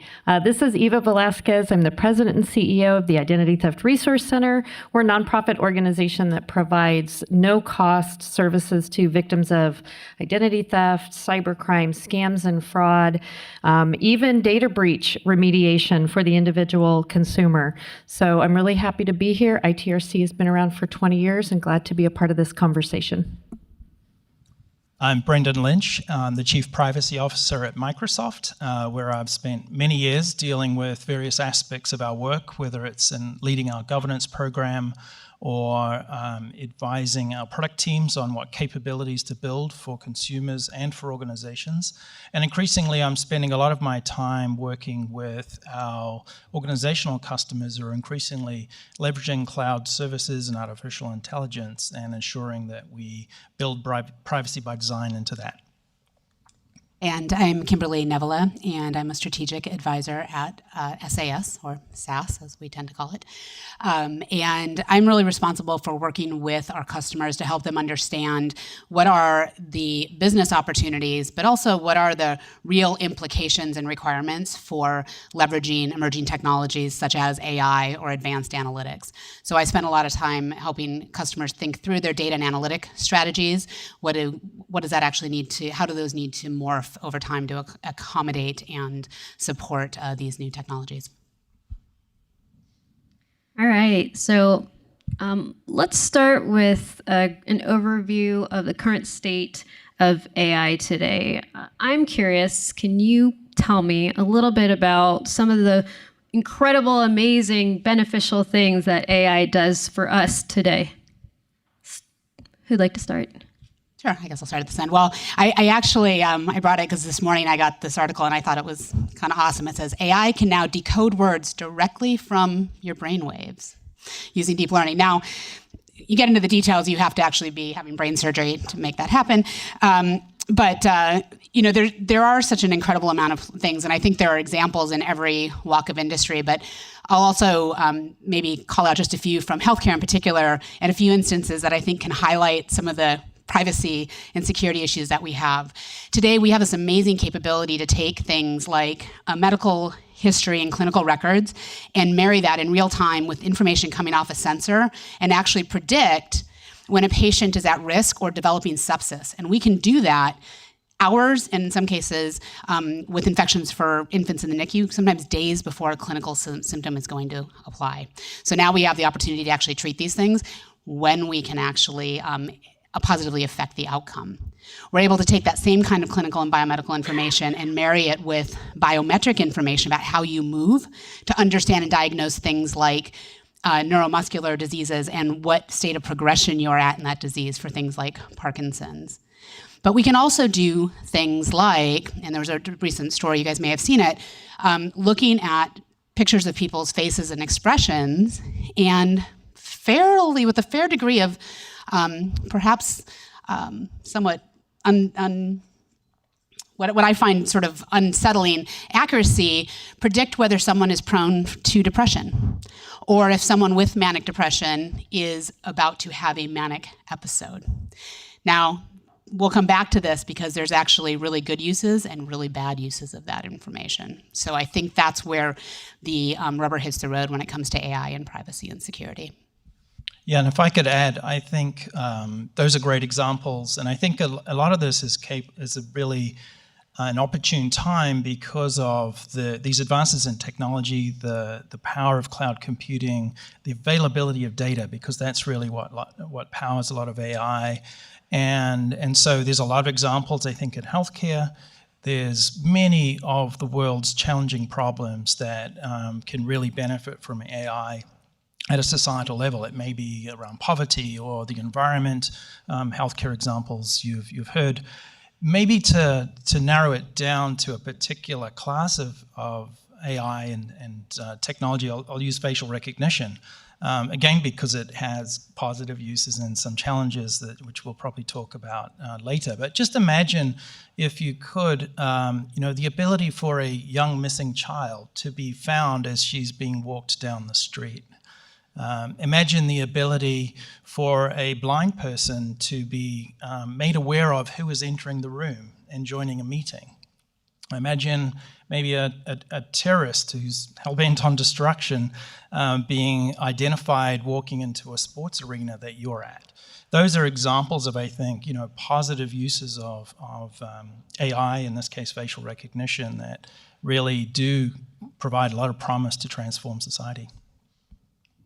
I really don't have that much to add because they covered it very broadly, but I will say as a nonprofit organization, I think there are opportunities here for us as well. So it's not just industry that needs to examine this. How can we use it as long as it's being used for good and we are taking these things into consideration? I think AI can have some real potential for nonprofit organizations that are trying to do all that good out in the world, referenced, poverty and hunger and those types of efforts.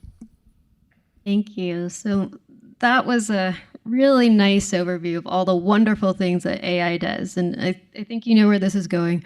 I want to talk about the flip side. So when I think about AI and what could go wrong, I think about all the unintended inferences that could be made. And so I'd like to hear from the panelists. I need to start with this one because Skynet, everybody. Hello. Yeah.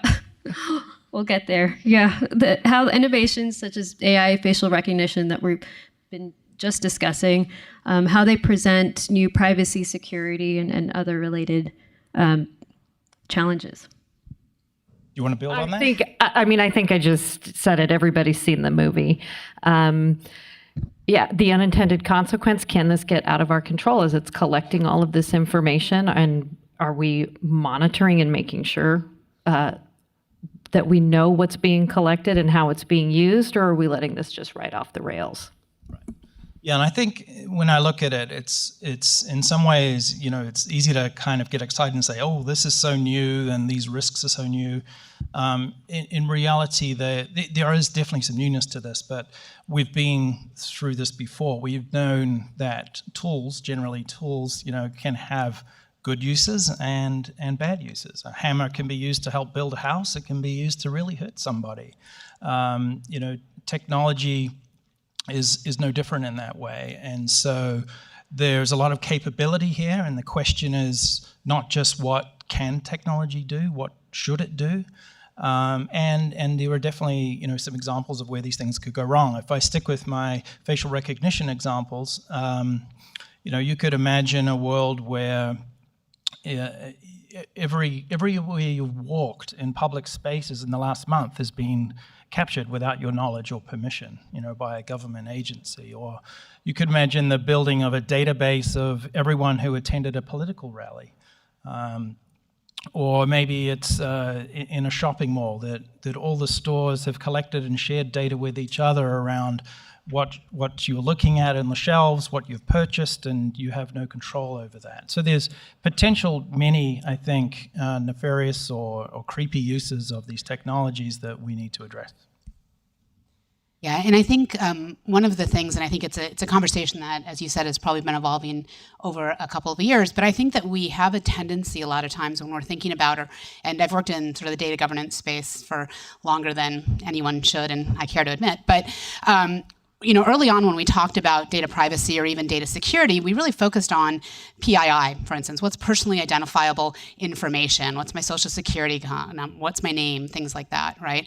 And today, I think we really do have to challenge ourselves, both as consumers to educate ourselves, but also as organizations in thinking about what is sensitive and private information, because with AI and ML, not only are we using things that I like to say it's sort of inherent, right, my face, and unless I'm a hermit and I'm non-technologically connected, I don't have the option of leaving this out, right? So that's an interesting sort of challenge. But also there are things that we can infer from information, right, about my habits, my preferences, and at a global or an aggregate scale, we might be pretty accurate. Sometimes it's appropriate and sometimes it's not at an individual level that we don't necessarily think about broadly. So I think as we move forward with these technologies as well, it's not just about protecting the sort of common identifying information, and GDPR starts to go here a little, but how do we think about what are those inferred, insights that are also sensitive and private and that need to be, so it may not just be the core data, but it's the insight itself that is that piece that we need to start thinking about. So when it comes to security and privacy today and in the future, our traditional view of PII is it's the tip of the iceberg, and in some ways it's the easy part. Thank you for that. So I think that one thing that we didn't cover at the beginning of this panel is the fact that, when we're talking about AI, I think we often think of it in this box as this technology that just runs on its own. But obviously there are humans that are involved in the interpretation of whatever comes from that technology. And Ava, you come from an interesting consumer perspective. I'm curious, with these emerging technologies, AI, machine learning, what's the role for industry in this? What in managing consumer expectations and protecting consumer privacy and security? I'm hopeful that they embrace the privacy by design, the thought of as they are embarking on these projects, new projects. And I will say this is not just industry, it's all of us that are actually trying to make big changes in the world. Some is for profit, some is to solve social problems, but we all have to step back at the beginning and add the privacy by design philosophy as part of the overall user and consumer experience. We're kind of segmenting it out, going, this is a really important piece and we have to be very conscientious of it and the unintended consequences. But I think about it as all part of that whole continuum, because at the end of the day, when people feel that their privacy has been violated, they will not engage with you. That's part of that user experience. So hopefully we can have this sort of philosophical change about how we bring this in. I mean, AI is just another part of the technologies that we're doing this with. And I think it's worth mentioning that as an organization, we are looking at some of these different opportunities, and we are looking at AI. Can it help us to do a better job with helping the victims that we're helping on a daily basis? Really consider that. We know how important it is that we respect their privacy. We know how important it is that we continue to keep our reputation for being really sensitive about the people that we're helping. So as we explored, can we do this and how can we do this? I mean, we started with that very question. We didn't just jump into it and go, wow, this is so great. Look at all the cool stuff that you can do with this. It was very much the building blocks. Should we do this? Is this an appropriate use? What is the benefit? Can we do this in a way that's privacy-centric, that isn't collecting more data than we need, and that is still respecting the people that we're helping? So Kimberly and Brendan, I'm curious to hear a bit about what you think about individuals' perspectives as privacy continues to evolve, and we've heard from other panelists today about the different legislative movements that are under tow. We've talked a little bit about how to address privacy in your organization, but there's this larger societal undercurrent. And so how do you think that individuals' perspectives will continue to evolve? And do you think that with these advancements, these new innovations, that customers' perspectives need to be informed by industry? And what is industry's role in that? Yeah, I think, first of all, there's the need to, I think, for industry to continue to do a good job on design, and then really also think about how individuals can be empowered with this. And this is through things like transparency and control over their data. It gets quite challenging in many of these scenarios to explain them. What does this algorithm do? Thank you for the help with that. But there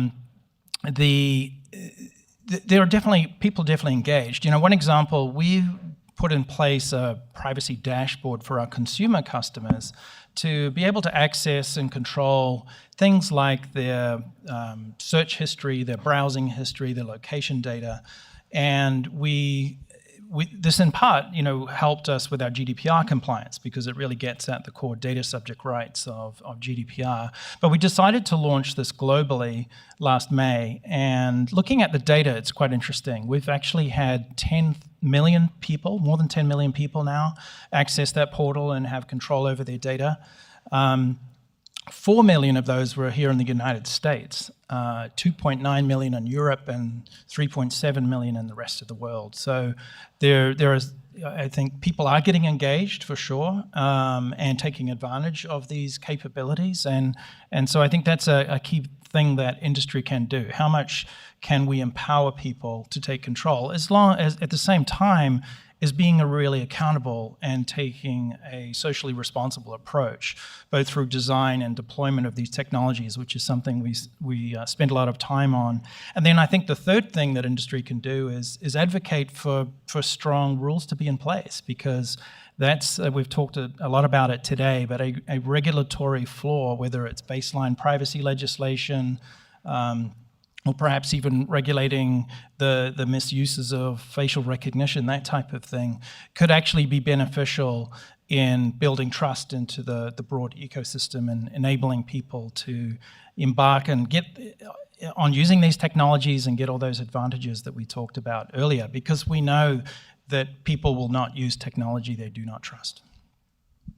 Yeah, and we definitely see that growth in consumers who want to take control and are also in their awareness. We did a survey of some consumers late last year, just relative to understanding people's changing perceptions after GDPR, and it was very interesting, because I think well over 80% came back and told us that, compared to even a year ago, they were a lot more concerned about their information and a lot less secure in their feelings about trust. They also came back and said things like, yeah, we, by and large, want the ability to know how that data is being used and shared, or the ability to delete it. So you can see sort of an informed consumer base that over time will start to drive maybe other changes and maybe partner, I would hope would partner with industry and technology. I will say, that being said, I also have an incredibly large distributed family, and I have had the occasion wasn't too long ago where somebody said to me,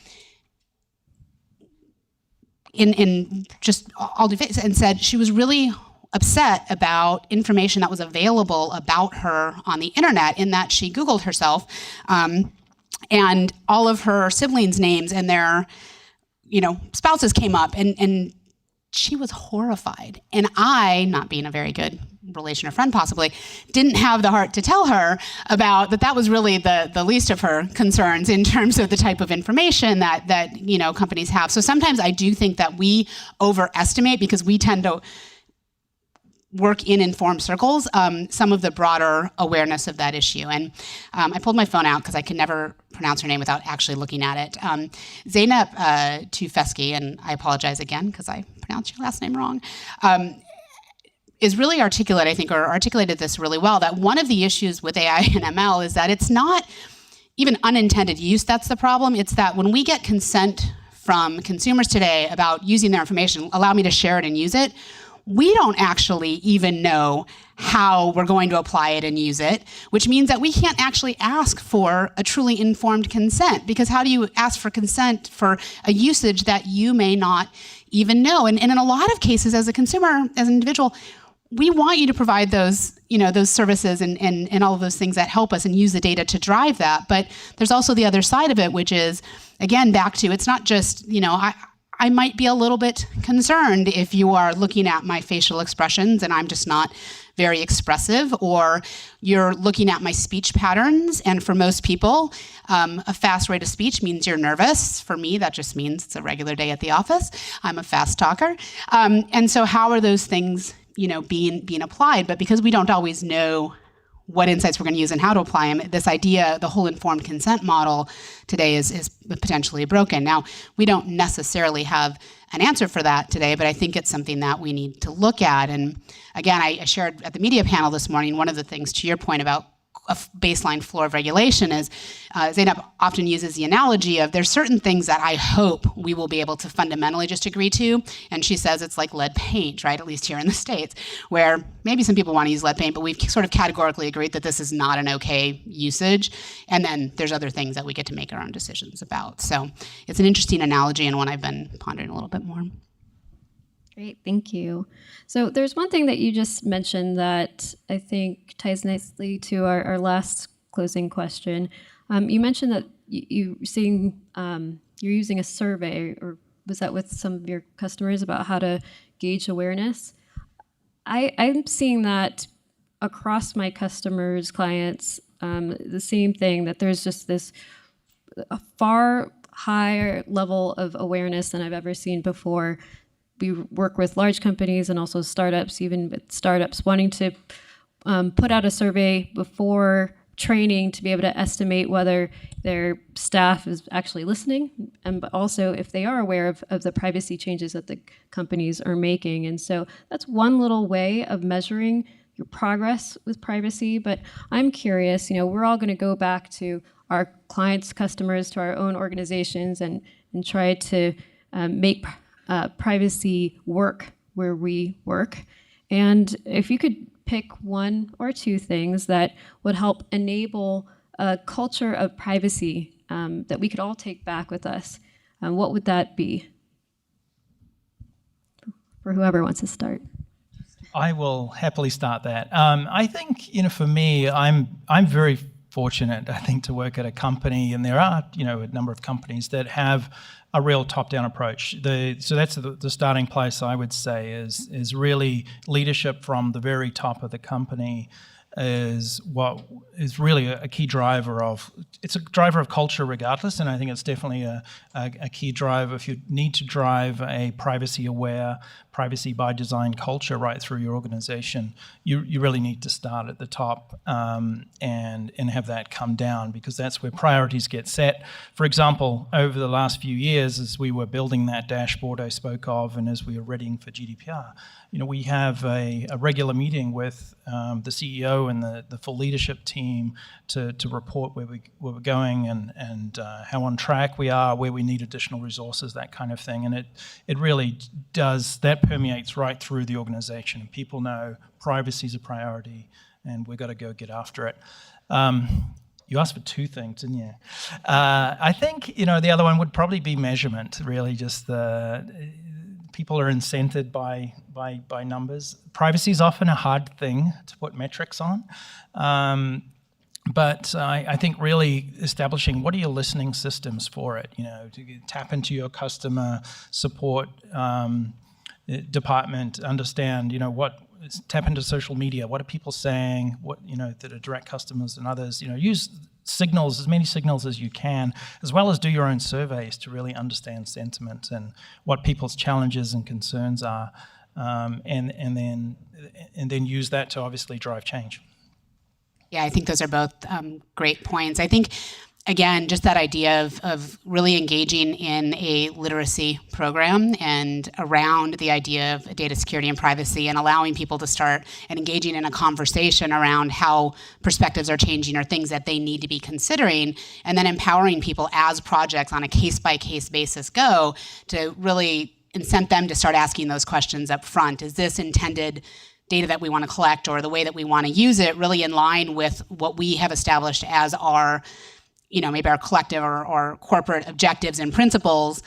And does this actually align with what the consumer or our customer might reasonably have expected or thought our intention or our intended use was going to be? And if we start asking those questions, I think sooner in the process, and just educating people about the broader issues, a lot of stuff can start to happen. We can start from the top down, but we can start to meet it from the bottom up as well. And by the way, there's plenty of technology things that we can do, but Merritt highlighted some of those, so I'm not going to go there yet. In the interest of time, I'll only bring up one, but mainly because those are really great, and I would endorse both of, or everything that you guys were saying. From a small business perspective, for organizations that are really just starting to have the conversation, I think you kind of have to start with the basics. And so I would encourage as companies, if you haven't had a conversation about privacy, if you're still in the infancy of grappling with these issues, like what is the difference between security and privacy? Everyone in this room knows that they are different issues that are vastly or that are totally intertwined, but people just starting out, small businesses maybe aren't thinking about that. So I would take, for yourself and your staff, just define what privacy is. What do you think it means from a person on a personal level, from your customer's perspective, and then from a business perspective. And then you can start to build it in from the top down about what does privacy mean for our company. But I think the folks need to have that conversation and define it at least. Can I build on that briefly? I think what does it mean is really crucial too. Like every company in some way is becoming a data company, right? Data's being collected more than it was. Data's being put to good use in pursuit of your mission, whatever that may be. And so I think there's a real opportunity to tie your privacy work directly to the mission of your company through data and through being able to enable both the greater utility of data, but in a way that's also a responsible use of data that really gets to your brand as well and the trust with your customers. So I think really tying it to that can help in the cultural change as well. That was my second one. We planned that ahead of time. Thank you so much. Open it up to questions. If you have a question, there are 2 microphones on either side. I guess I get the first one. Tom Pendergast from Media Pro, a little too tall for this mic. Brendan, this one's for you. You have 10 million people who visited your privacy center. What a great usability study you've got there. What did you learn as you saw the kinds of questions people asked and the kind of actions that they took? It strikes me that has a lot to tell us collectively about how we design the way that users interact with our privacy policies. Yeah, sure. I'll clarify a little bit. This is a sort of a self-service portal where people can log in with your Microsoft account and get real-time access to various data types that are tied directly to the account, right? Like if your search history, your browse history, those kinds of things. And so what those folks did were take various actions on that. Some of them just viewed the data. Others decided to export some of it. Others decided to delete some of it. And I guess in the fullness of time, we can start to sort of analyze, customers in this country seem more interested in taking a copy of it. In this country, they might be more interested in deleting it, whatever it may be. But But in addition, we have something called a Privacy Response Center, which is a portal where people can ask questions. And I think that really gets to the heart of your question as well. And we analyze that data. So many times it's frankly asking a question that we've already got covered somewhere in our privacy statement or in an FAQ.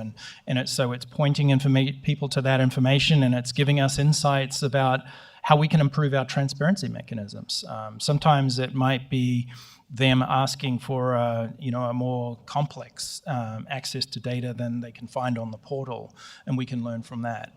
Or it might be that they think they've been attacked in some way through a phishing scheme or whatever it may be. So there's a wide range of things that come in through that, but it's one of the that's why I sort of reference customer support as an example of a listening post for you to understand what your customers are dealing with.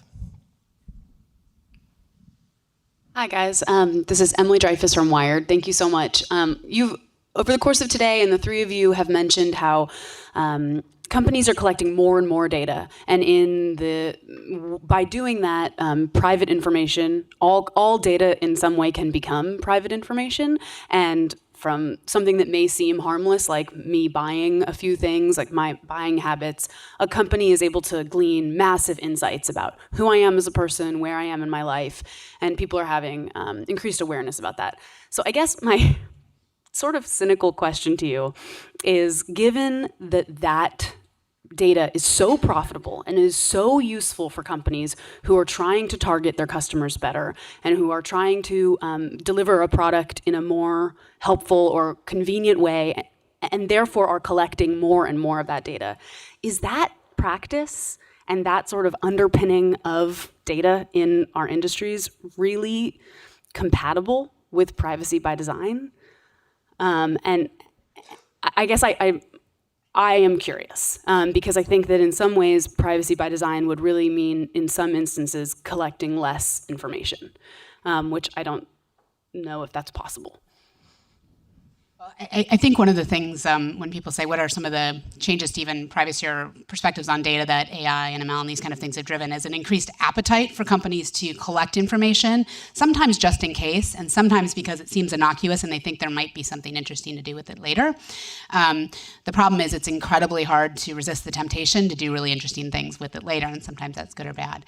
I think that we also, though, sometimes think that just because we've collected the data, that like data once seen can never be unseen or deleted. I think as we move forward, we will see that consumers and the segment of consumers that are informed are going to want the right to tell you what they think is appropriate for you to glean and what information they want to see back in terms of products and services. I think there was the consumer study that we did was much smaller, but there was a PwC study done last year as well. And I think they found that 9 out of 10 of those consumers indicated that if we don't think you're using the information in a way that's trusted, or in terms of that, now how much do they really understand about what the specifics of the data are, that we're going to basically vote with our wallets and our feet and go elsewhere. So I do think that's going to become a stronger incentive and push moving forward. It's not going to fix it everywhere, and it can't be the only part of the answer. There's a lot of things that potentially are out there already, but I think we do ourselves a disservice by assuming that we can't apply pressure or take better steps as corporations, or apply pressures as individuals to help not necessarily wind it back, but maybe moderate the use. Yeah, I think I'm perhaps a bit more optimistic, but I do believe that market forces will play a big role, or do play a big role, because organizations are wanting to have a trust relationship with their customers, and increasingly there's data involved. It's not just that necessarily people are sweeping up data. Data's being just created because people are using these technologies, right? They're choosing to, because it's so much convenience and delivers so much goodness to them. So data's being created. Then it's about responsible use of that data, but I think very much empowering individuals to have control over that data. So can we do a better job on transparency and control to really give people power so they don't feel like they're being used in any way? And in part of that, I think, is a value exchange needed. It's not just about have we got the right privacy practices built in. Does this data relationship I'm in provide me value as an individual, because that's going to really, I think, play a big part in the trust equation for me as an individual as well. And then having strong laws and things play a role in really creating confidence for people that the data is going to be protected and used responsibly. Yeah, and I think that's important. We tend to look at privacy and security, I think, like we used to look at governance as sort of a cost of doing business and bureaucratic and something we have to do, but leading organizations are now looking at this actually as a business opportunity to develop that and actually bring people in. Okay, I swear I'll talk fast, but I have so much to say. 3 things. Is this wanting all of this data compatible with privacy? Yes, but it's very, very hard. Sort of like if I order that whole pizza and I'm by myself, I know it's all there, but I'm only going to use this much. Can I do it? Yeah, but it's really going to be a challenge. And then the second thing is, as far as data creators, we need to do a better job of educating the data creators, the consumers, that they don't own the data. They may be the creator, but they don't own it. Their jaws drop and hit the floor when I'm out doing community presentations, and I say that to them. They're like, really? It's not mine? Like, no, you made it, but you don't own it. And then You can control it. to a degree, you can control it. And then the last thing is, as far as are some things off the table? Yes, to your point about where's the lead paint, I do think that companies are going to have to step back and make some decisions about, no, we just can't collect and use that information, not now. Thank you very much. I think we only have about 15 seconds left, so not quite enough time for one more question, but you've been a wonderful audience. Thank you so much to our panelists for coming in, flying down today. Thank you.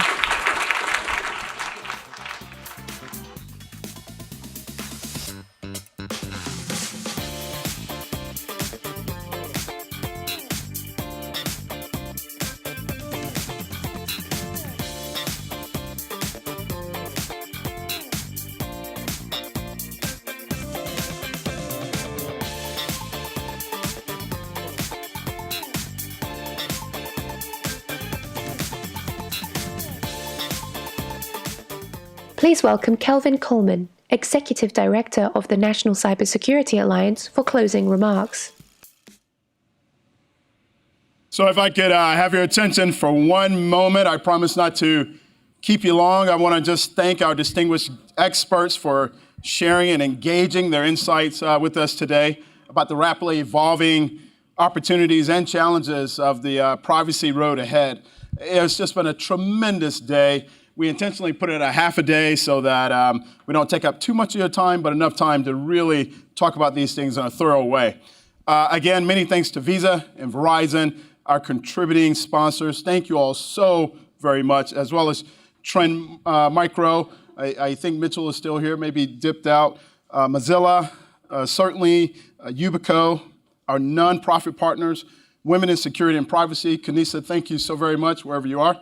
Identity Theft Resource Center, Charity, Eva, we really, really appreciate your partnership. Call for Action, as well as our media partner, ITSP.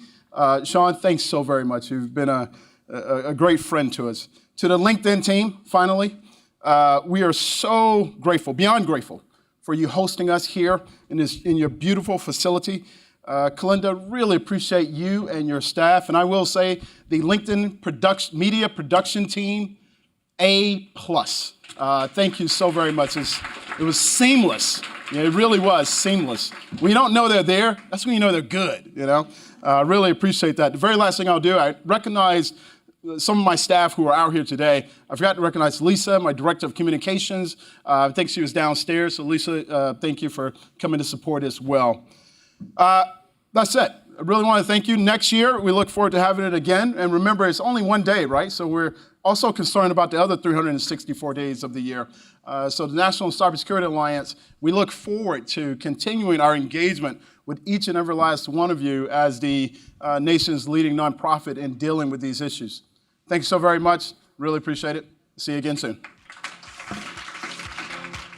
Thank you, ladies and gentlemen, for joining us for Data Privacy Day 2019. Please enjoy the Privacy Social in the Focus Lounge.